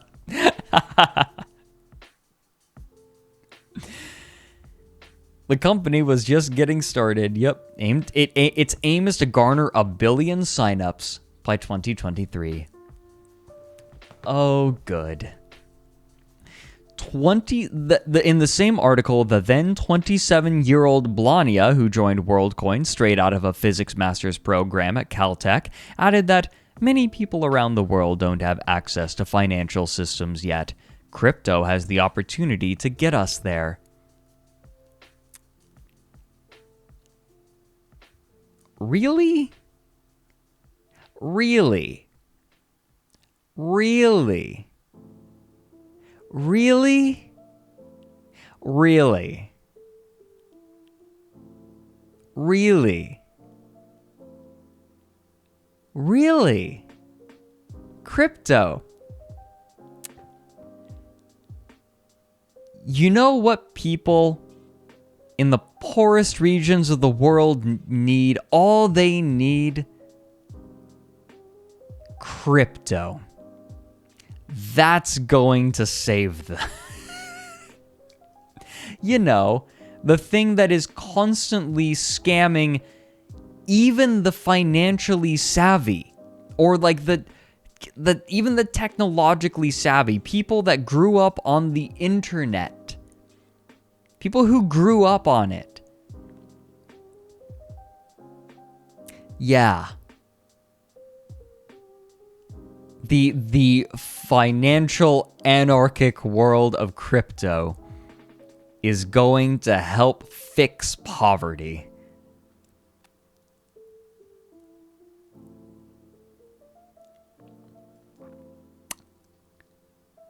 Sorry, it's just so brain dead. Not to belabor the point, we can move on from the orb. Collectors spend a cumulative, and we're going backwards in the timeline, by the way. Collectors spend a cumulative $26 million on gas fees alone for Vaynersports NFT project, 3 times the amount made from the NFTs.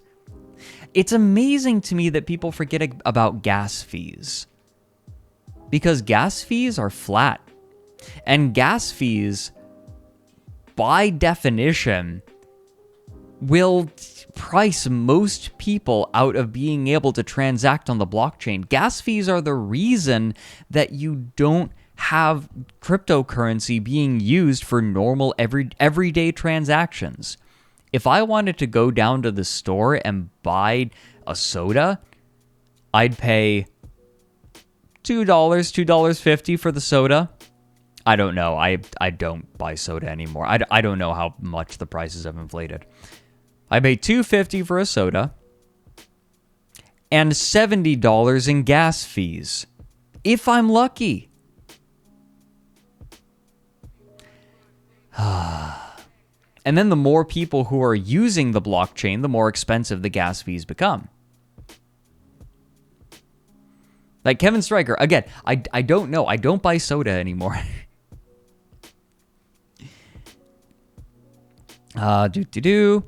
The popularity of the project resulted in surging gas fees on the Ethereum chain, and a poorly implemented contract worsened issues.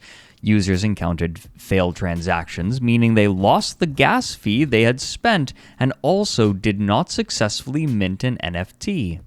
Once the mint was over, 2,411 Ethereum, 8.2 million, had been spent on mints, and 7,652 Ethereum, 26.4 million, had been spent on gas fees. Some users lost thousands of dollars in gas fees on failed transactions. So a gas fee is, whenever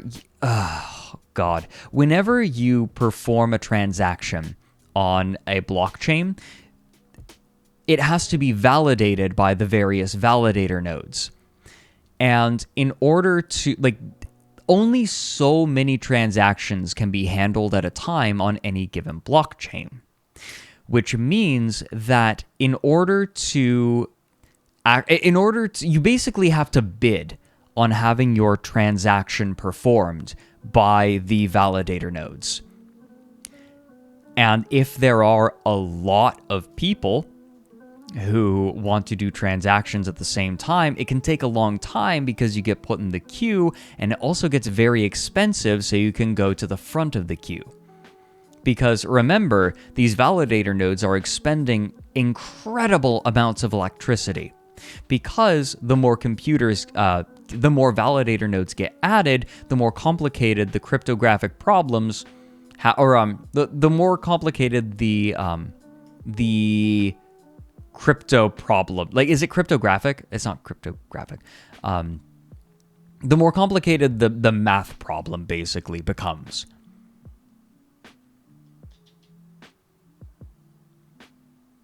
So just doing a transaction on the blockchain costs a huge amount of money a lot of the time. It can range from it's cryptographic. Okay, so I'm not small brain. Good. Cryptographic problem is a valid way to phrase it. Okay, cool. If you want to make money on crypto, become a validator node. That's the fun part. So in order to make a validator node, you have to make a computer that is optimized for it, typically. The problem is that it takes a lot of money to buy these computers, and the people who have that money have pumped tons of money into buying bigger computers to get a larger share of the gas fees.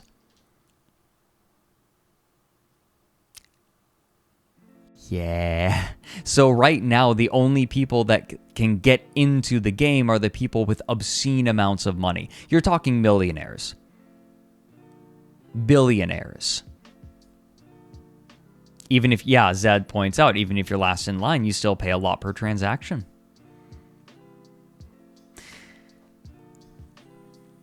Yeah, so cryptocurrency was touted a lot by people who thought that it would be a way to democratize finance. The problem is that it just ended up collecting money around the same people that already had money, which were the people who had enough money to buy into crypto.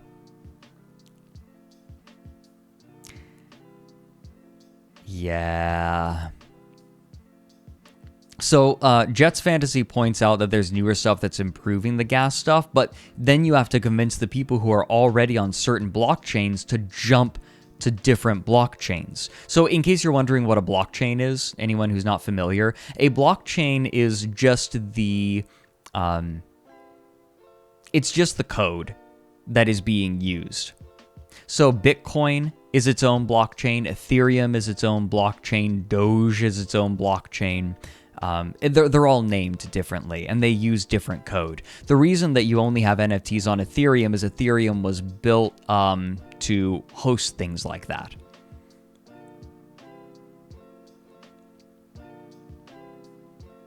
Anyway, the irony is thick.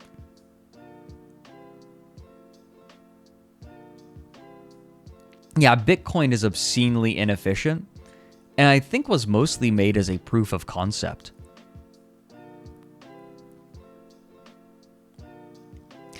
So before there were NFTs, by the way, there were like there were shitcoins. Shitcoins are just like, they're new blockchains with goofy names that are often based on memes like Doge. Just trying, like, they all are basically pump and dumps. That is fundamentally how they work. That was always the point. Right, Dogecoin to the moon. The price goes up, price goes down, and the only thing that happens is money gets shuffled. If you were to ask me, like, the reasons why the biggest reason why I don't like crypto, like, even if you were able to solve the environmental problems with it, people have solved the problem, the people just don't want the solution. That is the key environmental problem with crypto right now, is the solutions have been found, but the people in crypto don't want them. And those are the people that you have to convince. The other reason is that crypto is effectively, because there are no checks on it, it's just shuffling money around. Like, money, all that it is doing is shuffling money around. And in general, the money is being moved up, not down. Anyway. Hey guys. It's been 2 hours. Oh, so someone is asking what the solution is. That is something that would take a while to explain. Naxari, it's not really like it's like an upside down pyramid, Naxari. It's not a pyramid, it's a funnel. Cruelty Squad was a documentary. Would people want me to play that on stream? I feel like games don't really have much of a place on this stream, which is a little sad because sometimes I'd like to play games on stream. But at the same time, I know that it maybe is a bit much. See, this makes me more want to play Space Warlord, Organ Trading Simulator. Anything I do as a place for it? Yeah. The creator is an A++ shit poster. Yeah, the game is a shit post.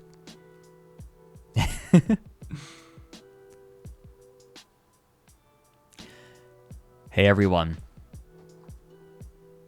It's been another hour, and you all know what that means.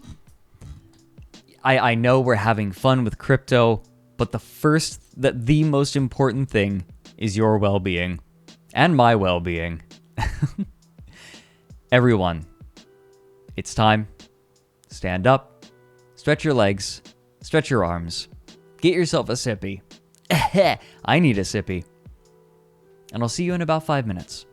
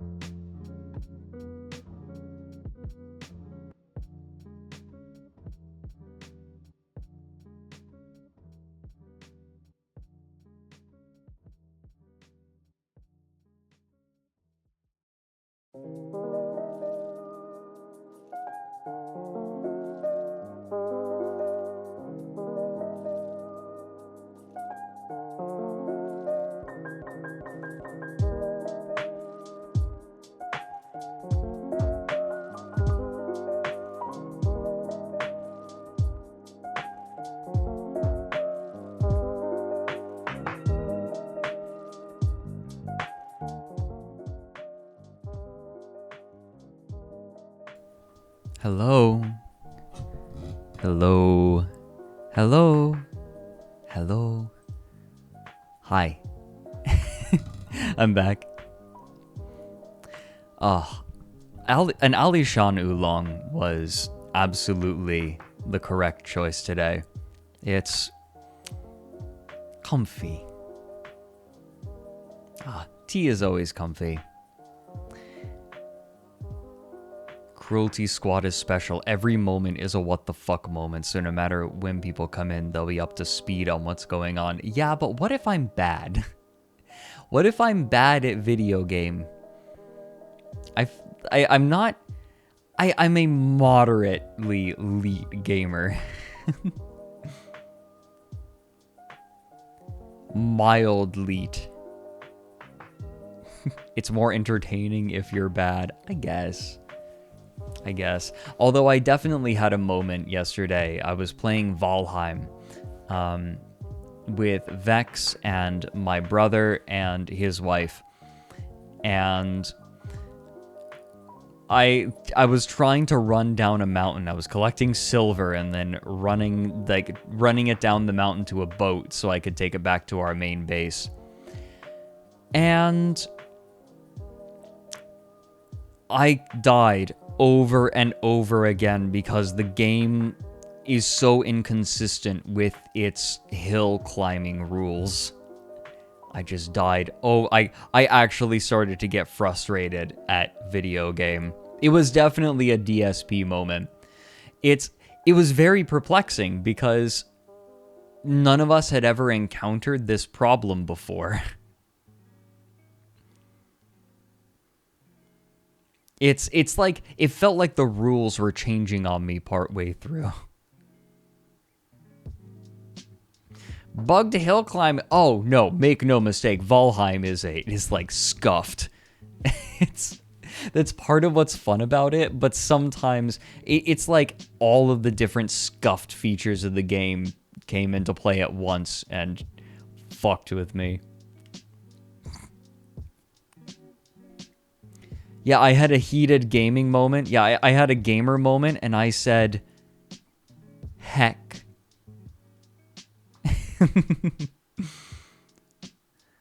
I alone ramp, yes.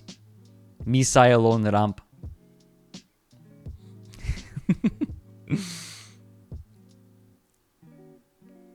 Hey guys, you ready to return to NFTs? You excited? We got another 40 minutes of it or so. Yeah, I'm canceling myself now.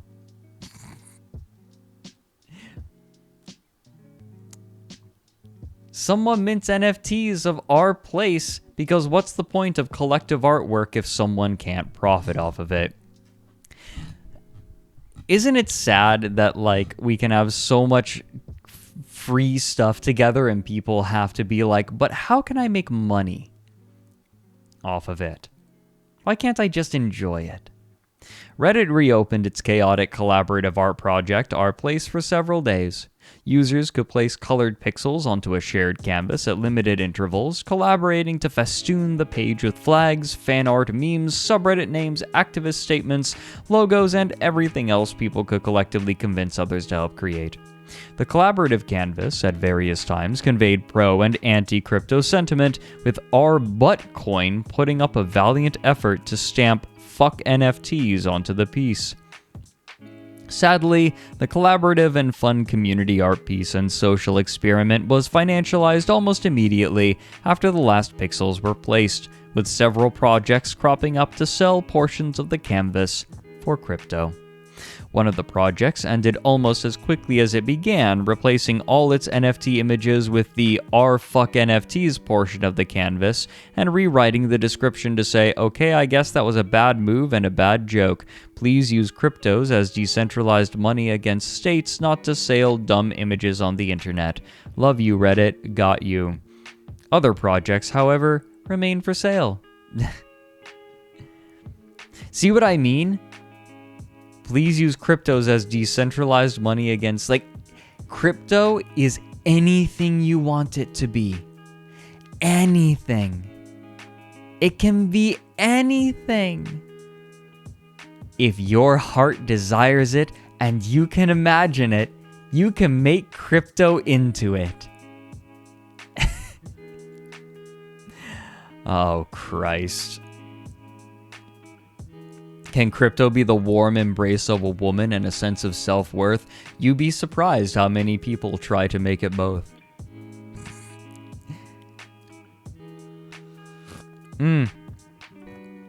COVID-19 conspiracy theorist Robert Malone announces to trucker convoy his plans to dox more than 4,000 people using blockchain-based tech so they can't take it down. This is a criticism that some people have mentioned before on... It's a criticism that they've mentioned before because the idea is you can mint an NFT with someone's personal identifying information and then send it to a wallet that is publicly known to be theirs. So, it effectively is a way to permanently and immutably dox someone. No way to get rid of it. No way to censor it, move it. It's like, no. I think there's also a bunch of, child porn on different blockchains. It's not like you can take it down.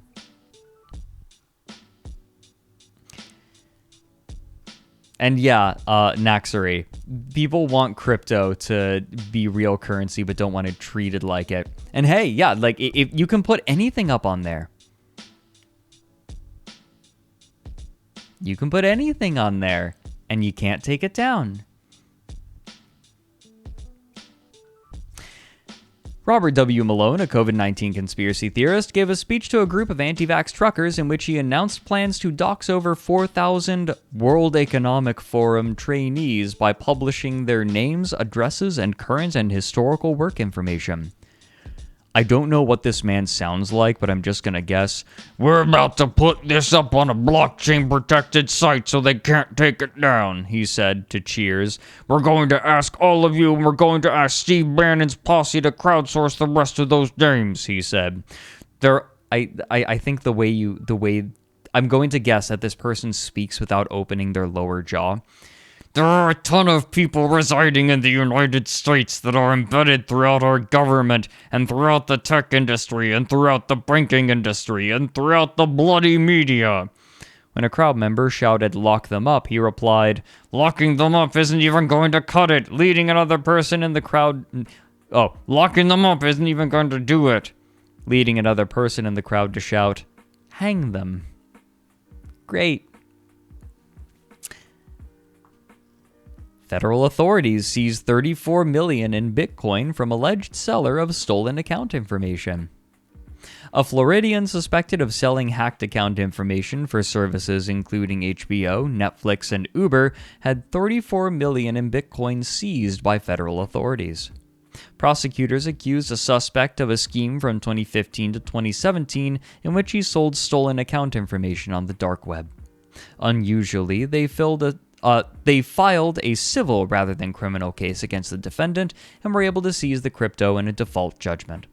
Tough day for those arguing that crypto is somehow inherently immune from government actions.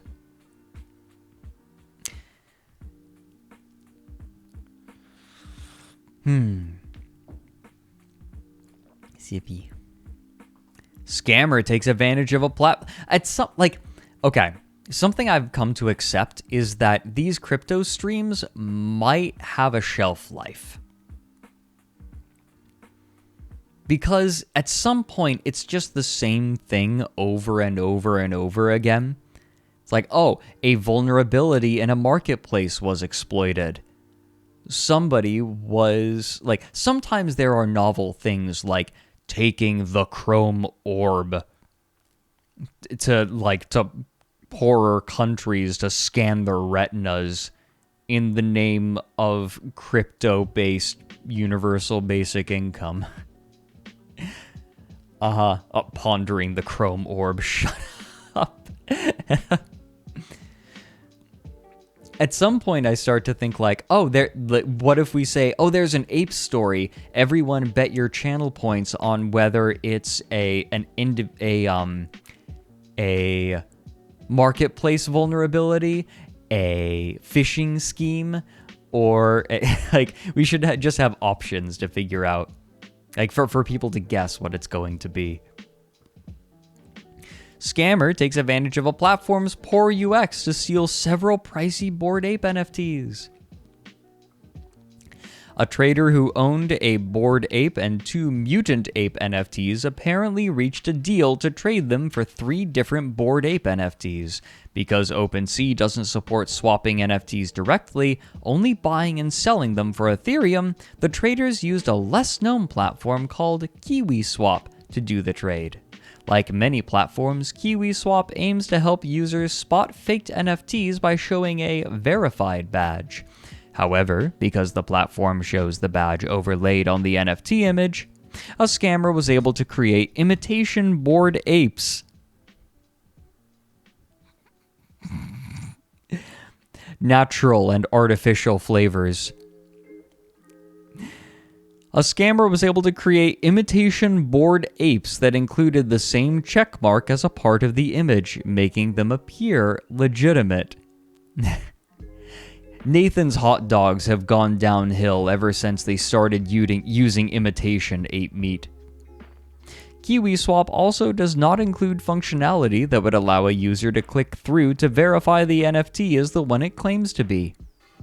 When the user confirmed the transaction, they transferred their 3 pricey apes to the scammer, receiving 3 worthless ones in return. NFT trader 0x Quit estimated the loss at around $587,000. I feel like every time you trade is a new vulnerability window. At some point you buy it, and then later you sell it and you're out. In fact, how about you just don't get in?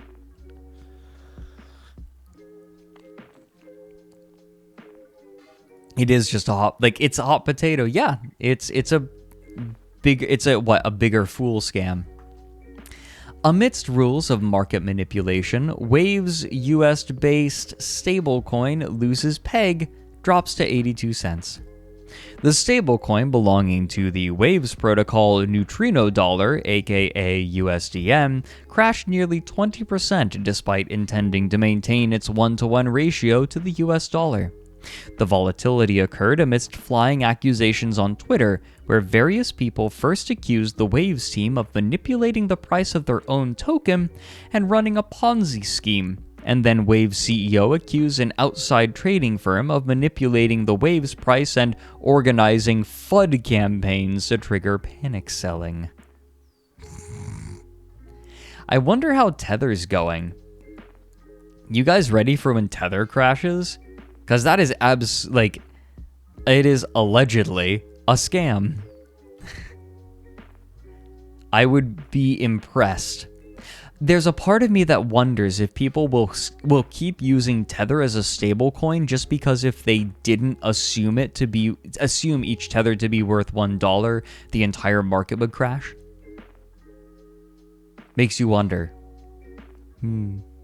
Yeah, there is a lot of evidence to suggest that Tether is not... Well, actually, no. Their website doesn't even claim that it's backed 1-to-1 anymore. They claim that it's backed by, some money, but also a bunch of... What was it? Basically, it's debt. Yeah, it's unsecured debt. Oh, baby. Commercial paper. That's what it is. Thank you. Tether.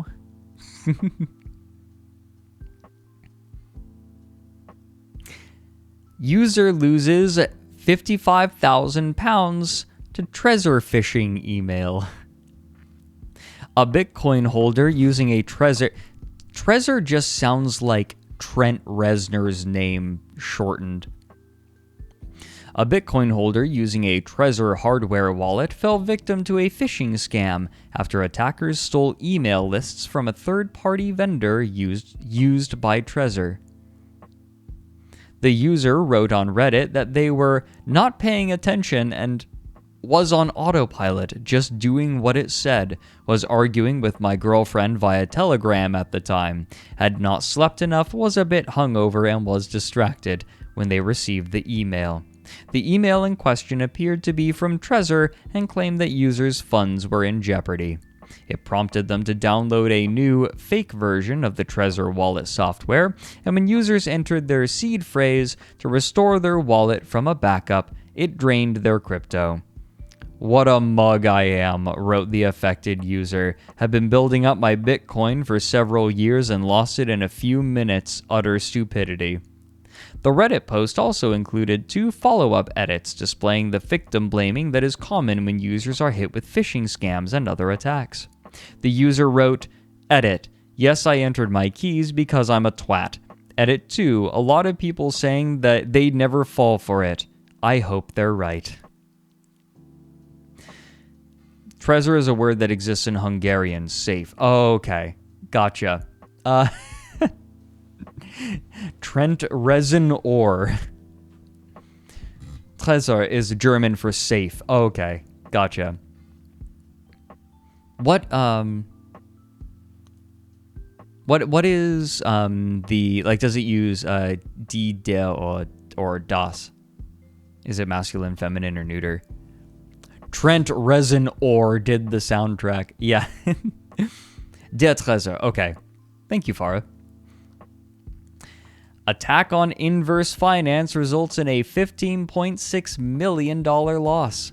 An attacker targeting the DeFi project Inverse Finance was able to manipulate the price oracle of INVETH, artificially inflating the apparent price of INV and allowing the attacker to borrow against it. The attacker was ultimately able to turn the borrowed dollar, Ethereum, WBTC, as we saw, it was the stablecoin that eventually crashed by 20%, and YFI tokens, priced at a total of around 15.6 million, into around 4,300 Ethereum, priced at around 14.5 million. As of early April 2nd, the attacker had transferred 1,300 Ethereum, around 4.5 million, to a tumbler to make it more difficult to trace. And a tumbler, by the way, is basically a cryptocurrency laundering service. Yeah. Yeah, there are cryptocurrency laundering services.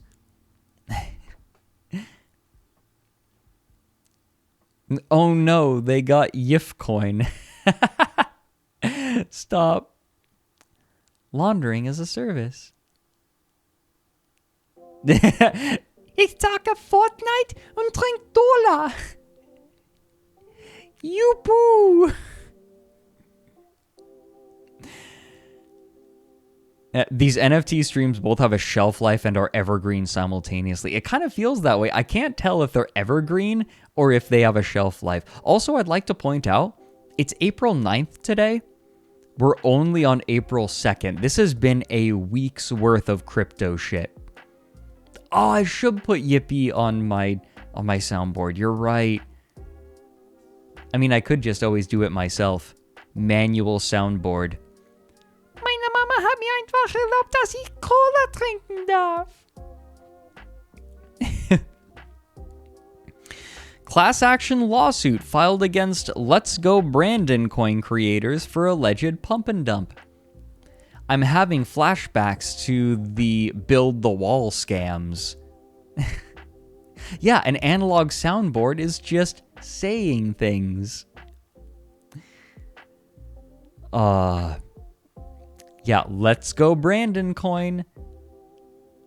I have a friend who knows someone in the military, and apparently, like, you're not allowed to speak poorly of the president, of the commander-in-chief in the military. So Let's Go Brandon kind of was a cheeky way to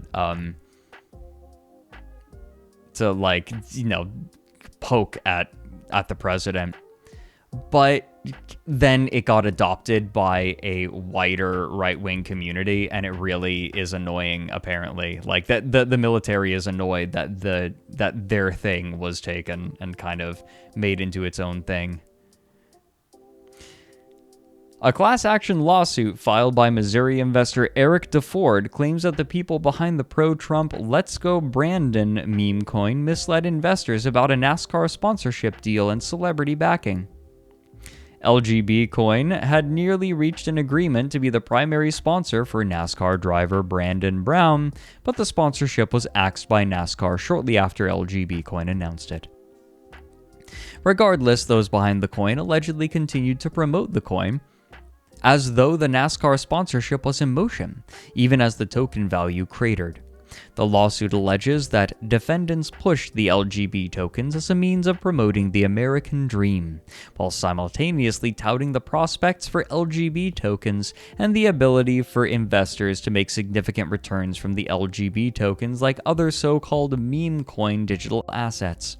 In truth, defendants cynically marketed the LGB tokens to investors so that they could sell off their portion of the float for a profit. I can't help but wonder, do they realize that, like, LGBT is like an LGB token? That's LGBT. Do they realize? Do they realize?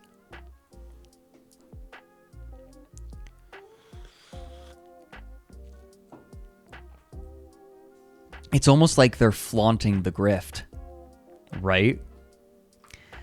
Apparent scammers drop NFTs appearing to be from the Bored Ape Yacht Club project. An apparent scammer was able to create transactions that appeared as though they were coming from the smart contract belonging to the Bored Ape Yacht Club. OpenSea's UI doesn't differentiate these spoofed transfers from those that are actually coming from the project's contract, and so only users who carefully look at the transaction details can spot that the NFT is suspicious. It's amazing how literally every convenience afforded by these platforms is a new avenue of attack. This is unfortunately just how the blockchain works, wrote Goffanon.eth, the director of engineering for the company Beyond Bay. Hey!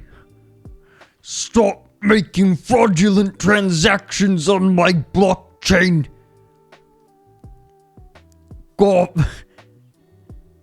I'm a Gothic Anon. And you're gonna make me mad. These apes are only for the real goths.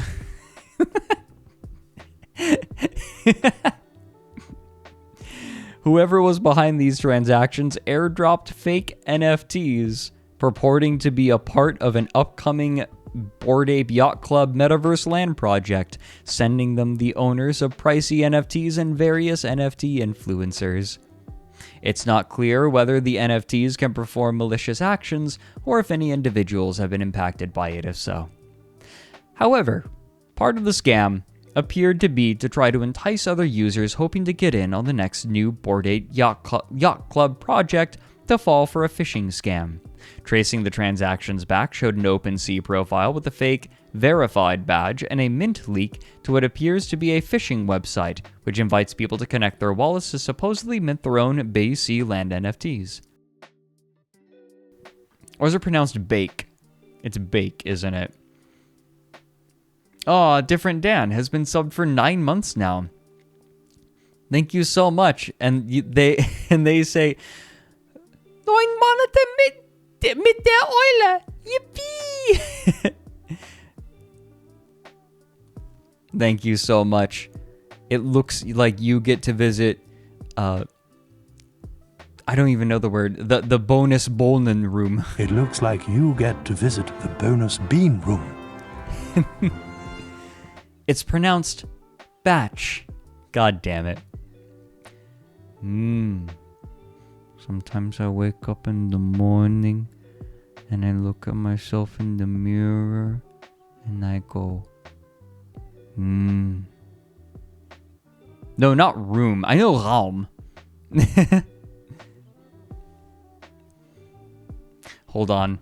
I need to show this to all of you.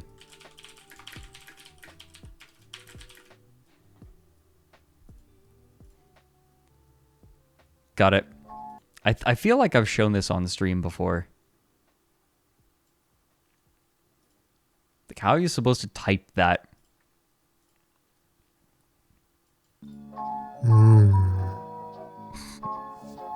Sometimes I wake up in the morning and I look at myself in the mirror and I go,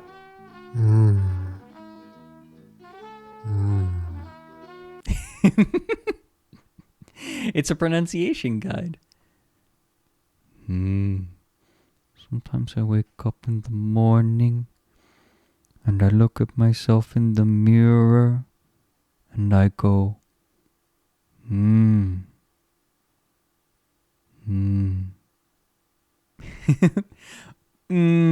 Richard. Liquid Richard. Is it bad that I unironically like some of the Liquid Richard tracks? Apparently they're on Spotify. Apparently they're on Spotify.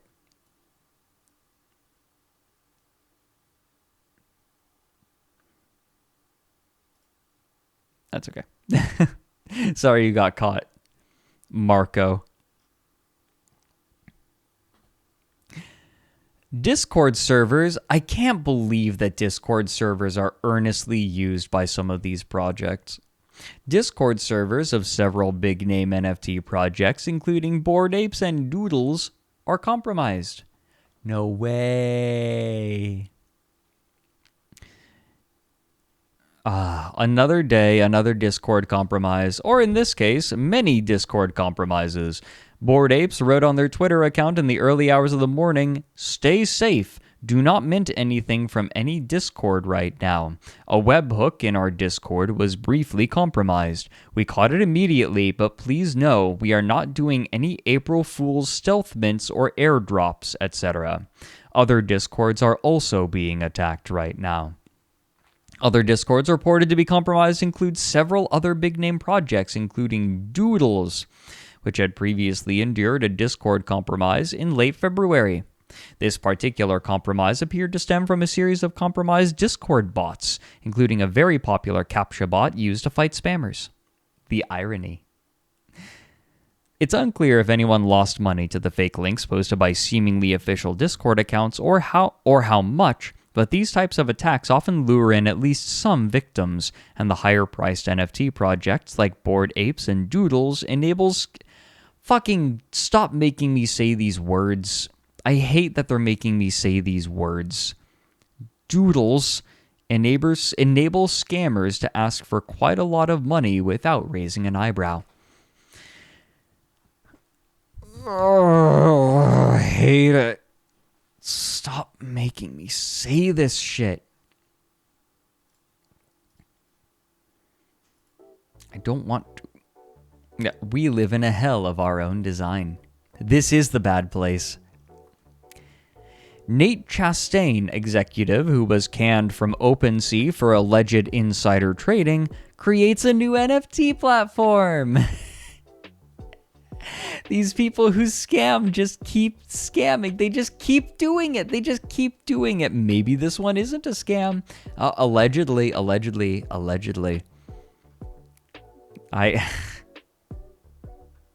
People scam and then they just make new projects, and then they scam again, and then they make new projects, and then they scam again. Nate Chastain resigned from OpenSea at their request in September 2021 after it was discovered that he had allegedly been buying NFTs based on insider knowledge that they would be featured on the OpenSea front page, then reselling them at a profit. Fortunately for him, the crypto sphere is a great place for scammers and fraudsters to get second and third and fourth chances, and so Chastain is right back at NFTs with a new venture, Oval. Oval is trying to raise a 3 million seed round and 30 million pre-money valuation, or a 7.5 million seed round and 50 million valuation, depending which pitch deck you look at. Yeah, alright. Google and Doodles and Stick Dicks.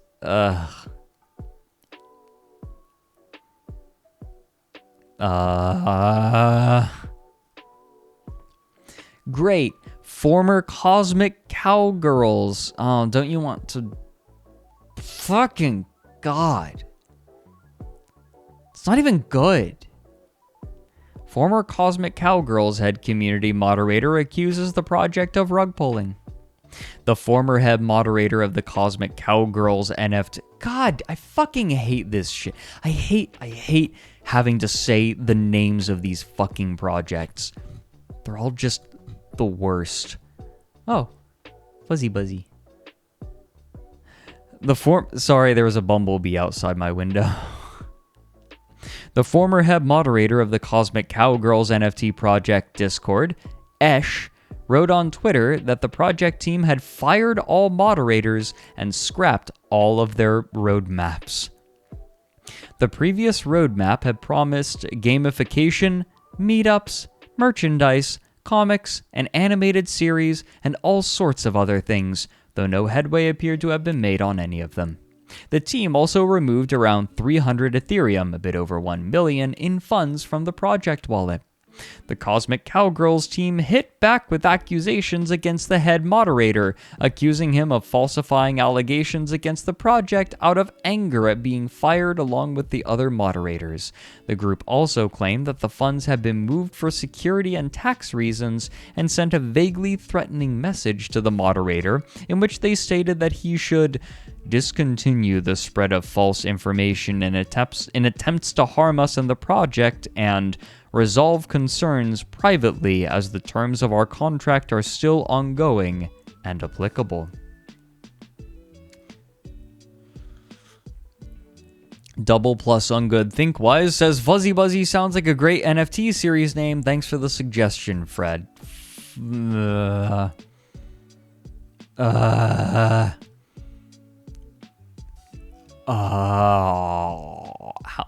I wonder how many NFT projects have been made with Picru.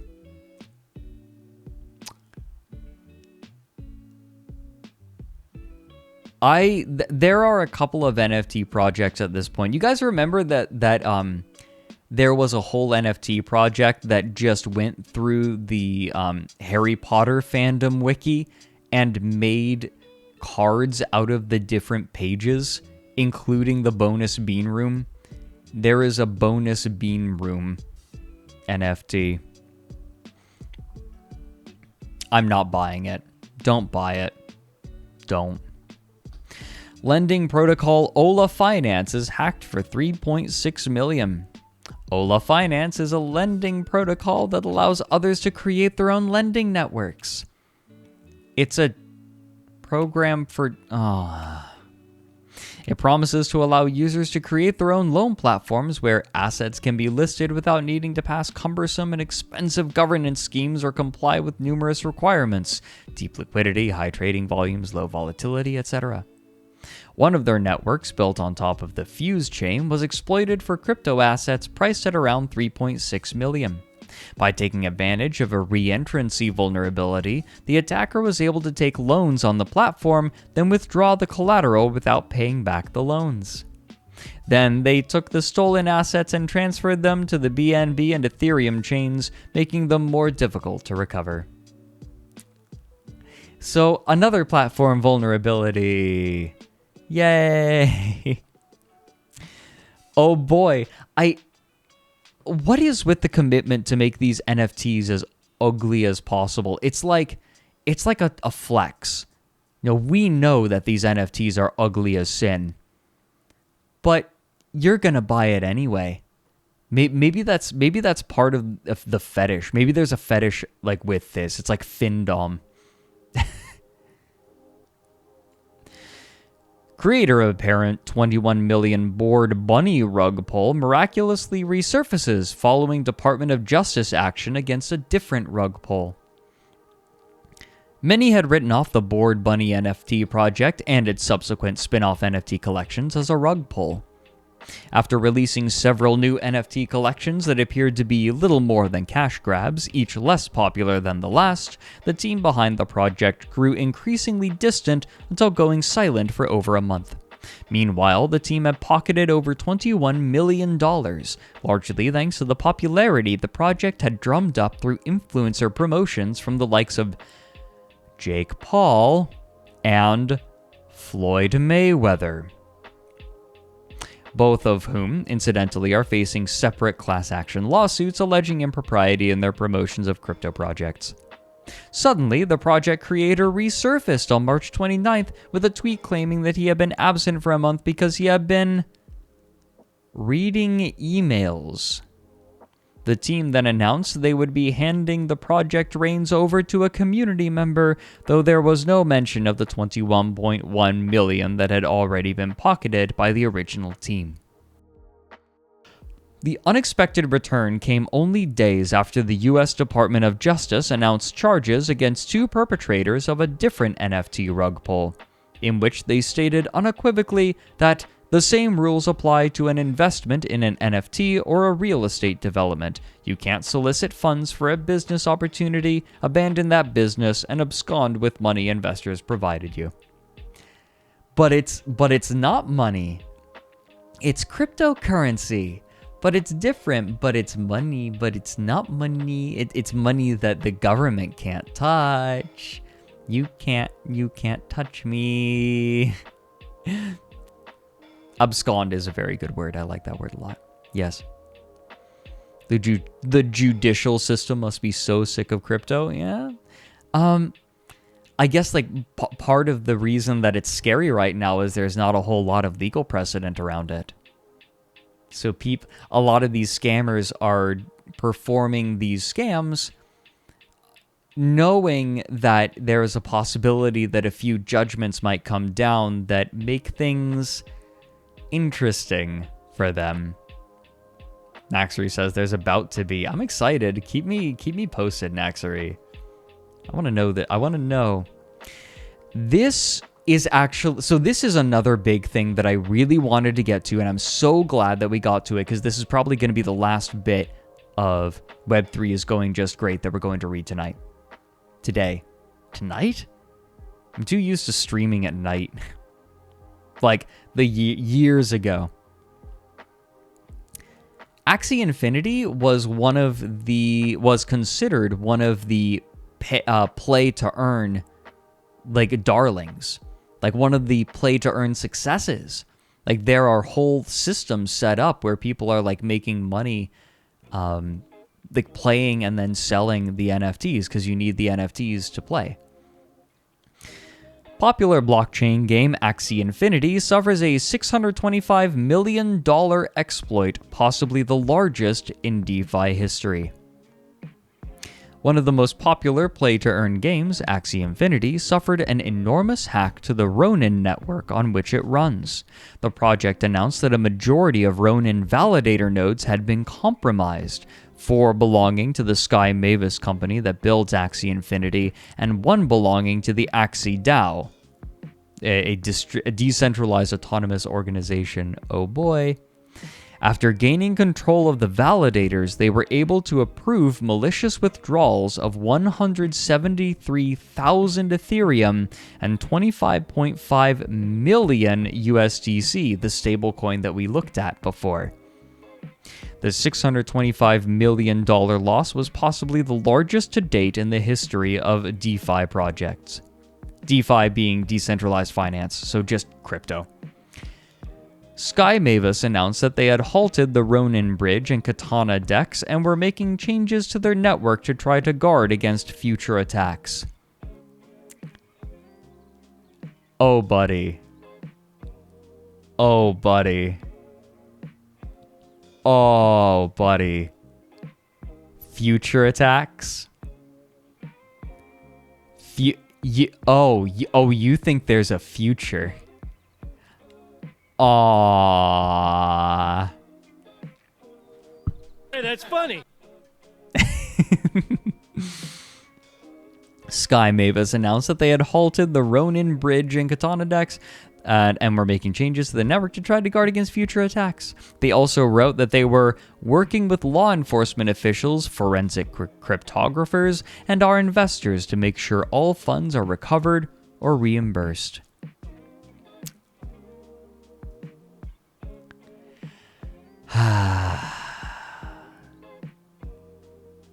It's not happening. It's not going to happen. Well, so much for Axie Infinity. Like, imagine losing $625 million of your players' and investors' money. And then saying, we'll get it back, we promise. And we'll make sure it doesn't happen again. After losing $625 million.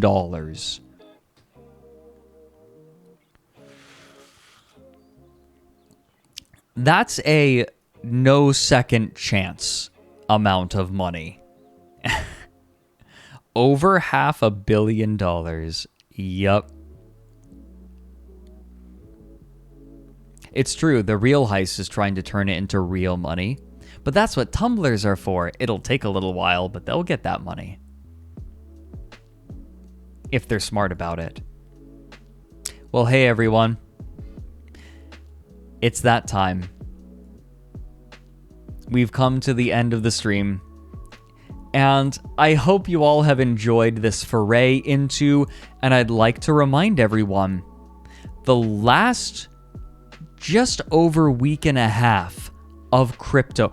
In the last realistically 2 hours, we have covered, we have scratched the surface of the last, let's be generous and say 2 weeks of crypto. No, it's about a week and a half.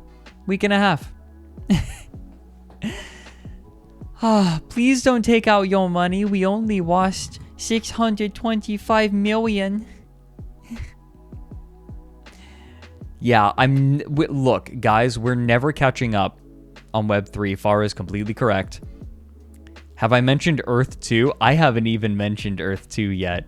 Yeah. Earth 2 is its own thing. Well, hey. It's that time. It's art time. If you made... Oh, yeah. It's very important. We need to cap this all off. Everyone, thank you for joining me. We hope you've enjoyed No Moral Theater. We hope you've enjoyed No Moral Theater.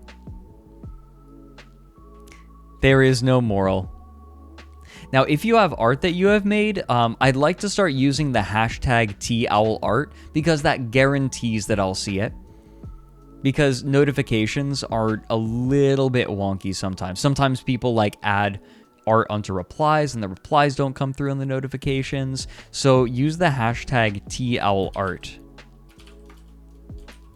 Oh yeah, Naxter's already got it. God damn it. Guarantee. Now let's take a look.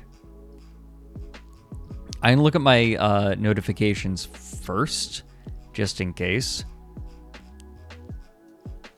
Oh, because I feel like there are some people who didn't quite catch that we're using hashtag #TOWLArt. Yep. Aw, DV Screams. Hey, DV Screams, are you around right now? DV Screams is going to be our first little bit of art. Are you here? If you are in chat, sound off. Actually, you know what? They even said they have a regular office job that goes exactly at the same time that as the streams now. Well, hey, DV Screams. Your partner reached out to me and wanted me to let you know that, hey, things are gonna be okay. All right, shout out to the DV Screams. Things are rough, but you'll get through it.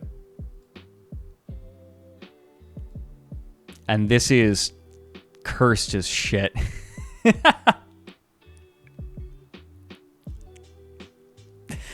Look, one day we got... Okay, if I ever do a Loren plush, like, there are going to have to be 2 Loren plushes. There's going to have to be an actual cute one, and then just a cursed froggy one.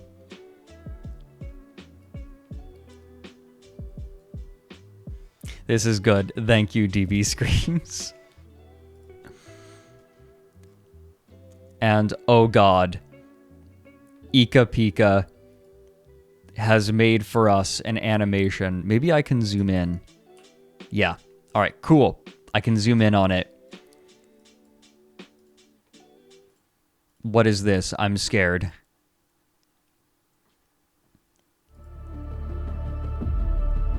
Ika Pika, what have you done?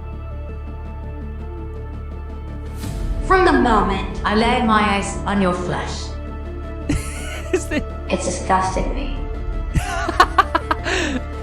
I am the strength and certainty of steel. I aspired. What is it? From this is referencing the Mechanicus opening. From the moment I understood the weakness of my flesh, it disgusted me. I craved the strength and certainty of steel. I aspired the purity of my blessed tears and cogs. God damn it. One day the crude thymus you used to seduce will wither and you will dominate no longer. I will clip your wings, or none shall be under it. What does that fucking say on her chest? Mechanicum 03. God fucking damn it, Ika Pika. For I am machine. Oh no! What a fucking intro. I was a Mechanicum goddess from another world, but now I'm stalking my Unreal Estate agent Harpy X. What the fuck, Ika Pika? Jesus Christ. New fucking Loren just dropped. Oh no, there's more. No! What made him Stop this way? it! Stop it! Stop. What is the attraction? What keeps us fascinated? Are you saying I look like This Richard is the story. Yancharsky? This is the story of Chris. You it's fucking damn it. Ika Pika, god damn it.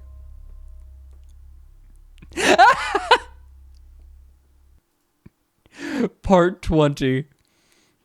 Ika Pika apparently was staying up to make this trade offer. I receive sleep deprivation. You receive Fred goes he he he for 5 seconds.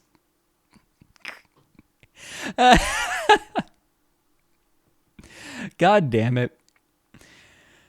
Ika Pika, are you okay? Are you okay? Jesus Christ.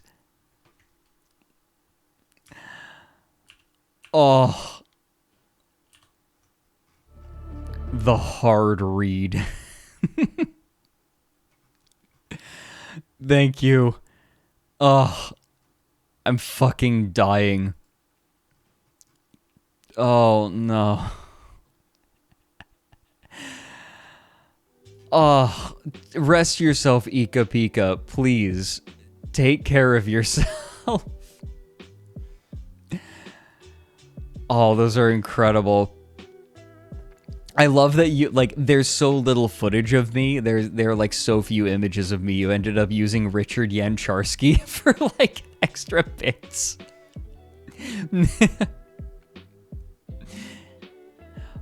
Artificial gnat with a doodle of a pair of lovable jabronis. Aw. Hey, feet! When have I ever said that? See, the funny thing is, I said that, and now he says it all the time.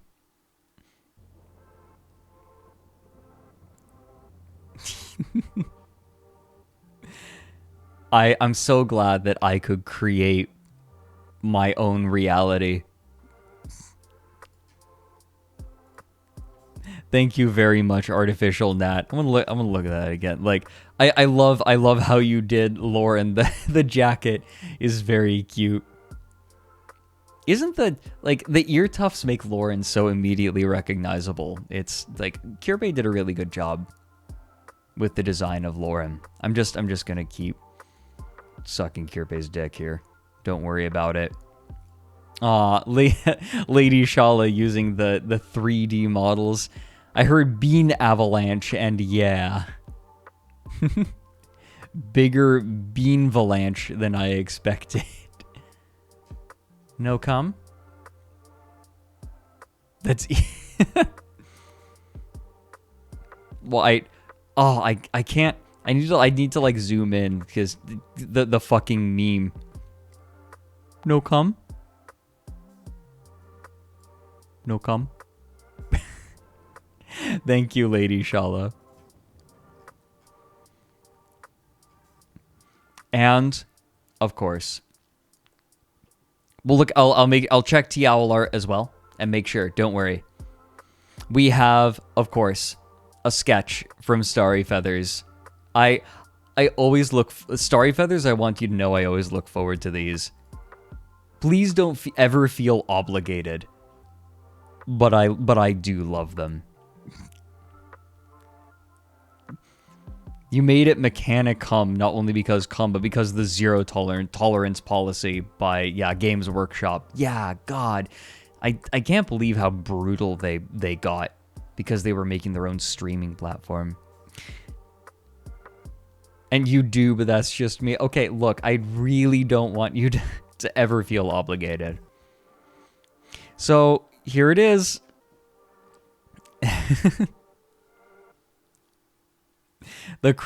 Another crypto cringe stream, and oh my god, you made your character into a fucking clown. Good. Findom. I get it. I get it. And then, what do you mean it's been a decade? I can't believe it's almost been a decade since I played League of Legends. That is wild to me. No, I did come back for like when ARAM was already like the official ARAM mode. I might have come back for like 2 games, maybe 4 or 5 years in, because some friends were playing, so I re-downloaded it and then immediately got rid of it again. Sometimes I wake up in the morning. I'm not doing it again. Really? I like... At some point, it's going to become canon that Loren's neck extends sometimes. Then, these apes are only for the real goths. I'm glad... on one hand, I'm glad that the orc voice is recurring, that it keeps coming up. But on the other hand, it still hurts my throat. Just a little bit. And heck... It's my heated gamer moment. Misailon Ram. I don't want to break my keyboard. Can you hear that? That's all you're getting. And then, I missed. He's just kind of on the side. Next ad. I mentioned egg. God damn it. I know where that's going. Oh no, my rich husband died. I mean, I was hacked. Oh no. Oh no, and this is amazing. It's Loren as Kapora Gabora. Did you get all that? Hold on a second. I know what we need for the rest of the stream.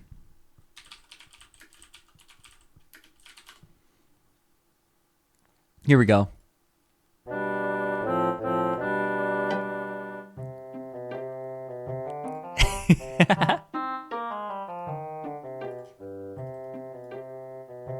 This is too good.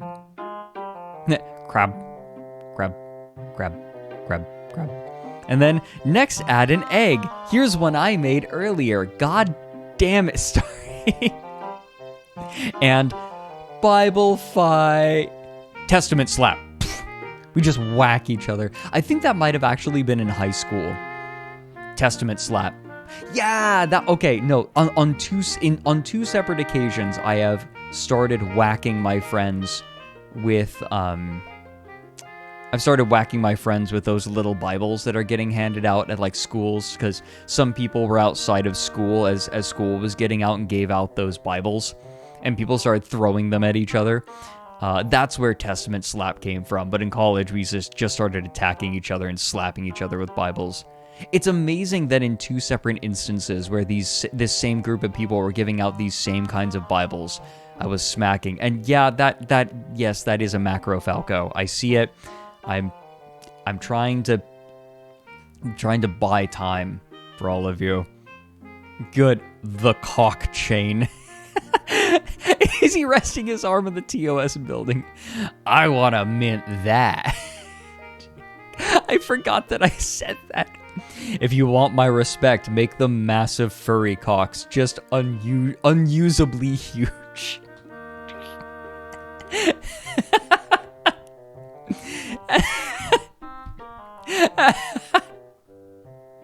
Oh my god, that face. Just in the corner, Loren has a presence. Oh my god, these are so good. And then, of course, there's Quark. All my Latinum gone. Starry Feathers, you are a patron of the stream.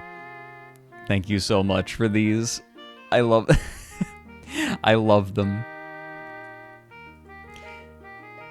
And I think that's about it. Let's check the TL art hashtag. There is more on the TL art hashtag. You guys took to it real quick.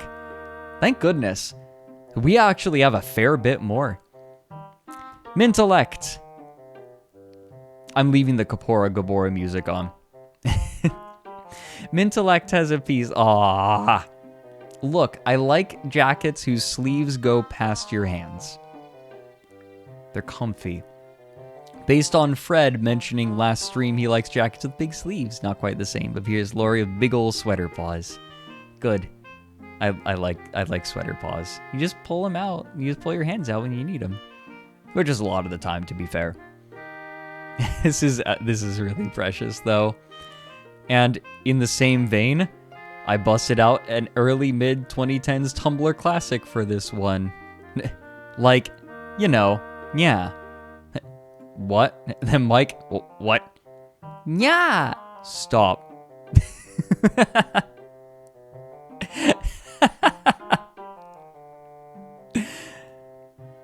Oh my god. Mintellect, this is too good.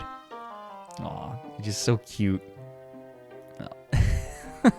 I like the design that you do for the me with like the rabbit ears on the hair.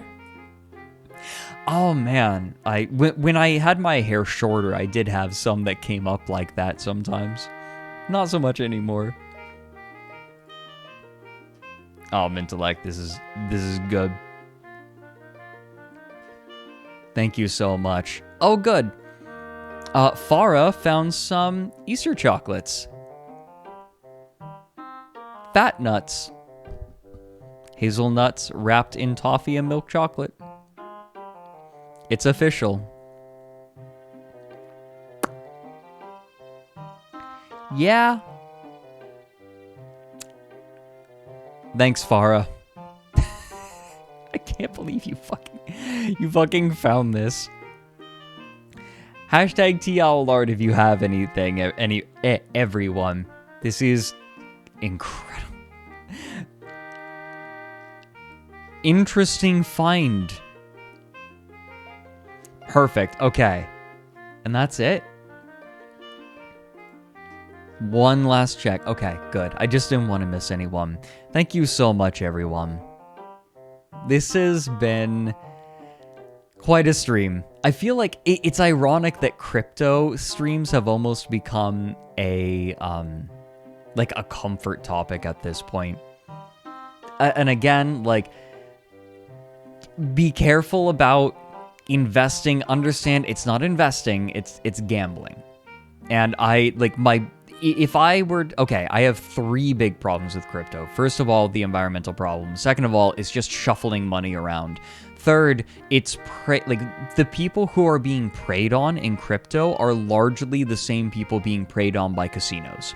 Gambling addicts, people who have a predisposition to be drawn in by these sorts of things. The same people that are lured to the slots are also lured into crypto, except now you have like a fancy new tag on it, but it is effectively gambling. And I believe that the crypto market actively takes advantage of people with gambling addictions, which if that is where personally people end up getting hurt. So if there's anything you could take away from these streams, it's that crypto is not, it's absurd, right? And the people who really end up getting, like, you have a few people who make a little bit of money, and then everyone sees that, doesn't recognize the survivor bias, and then jumps in. Maybe a couple of people have made a bunch of money on it, but majority of it is just money shuffling around. So, if I can give you all advice, this is not financial advice, but don't buy NFTs, please. It's all so... It's volatile. It's extremely volatile. A lot of it is scams and social manipulation. I hope that's what you come away with. And maybe we can have a laugh or two at some of the ridiculousness at all of it. Hey. Let's take a peek. Who's a streaming? Hey, Lime's a streaming more Lego Star Wars. Let's go give Lime some love. Mike managed to make it into the very end of stream to throw a foot in my chat. Hi, Mike. Thanks for the fucking foot.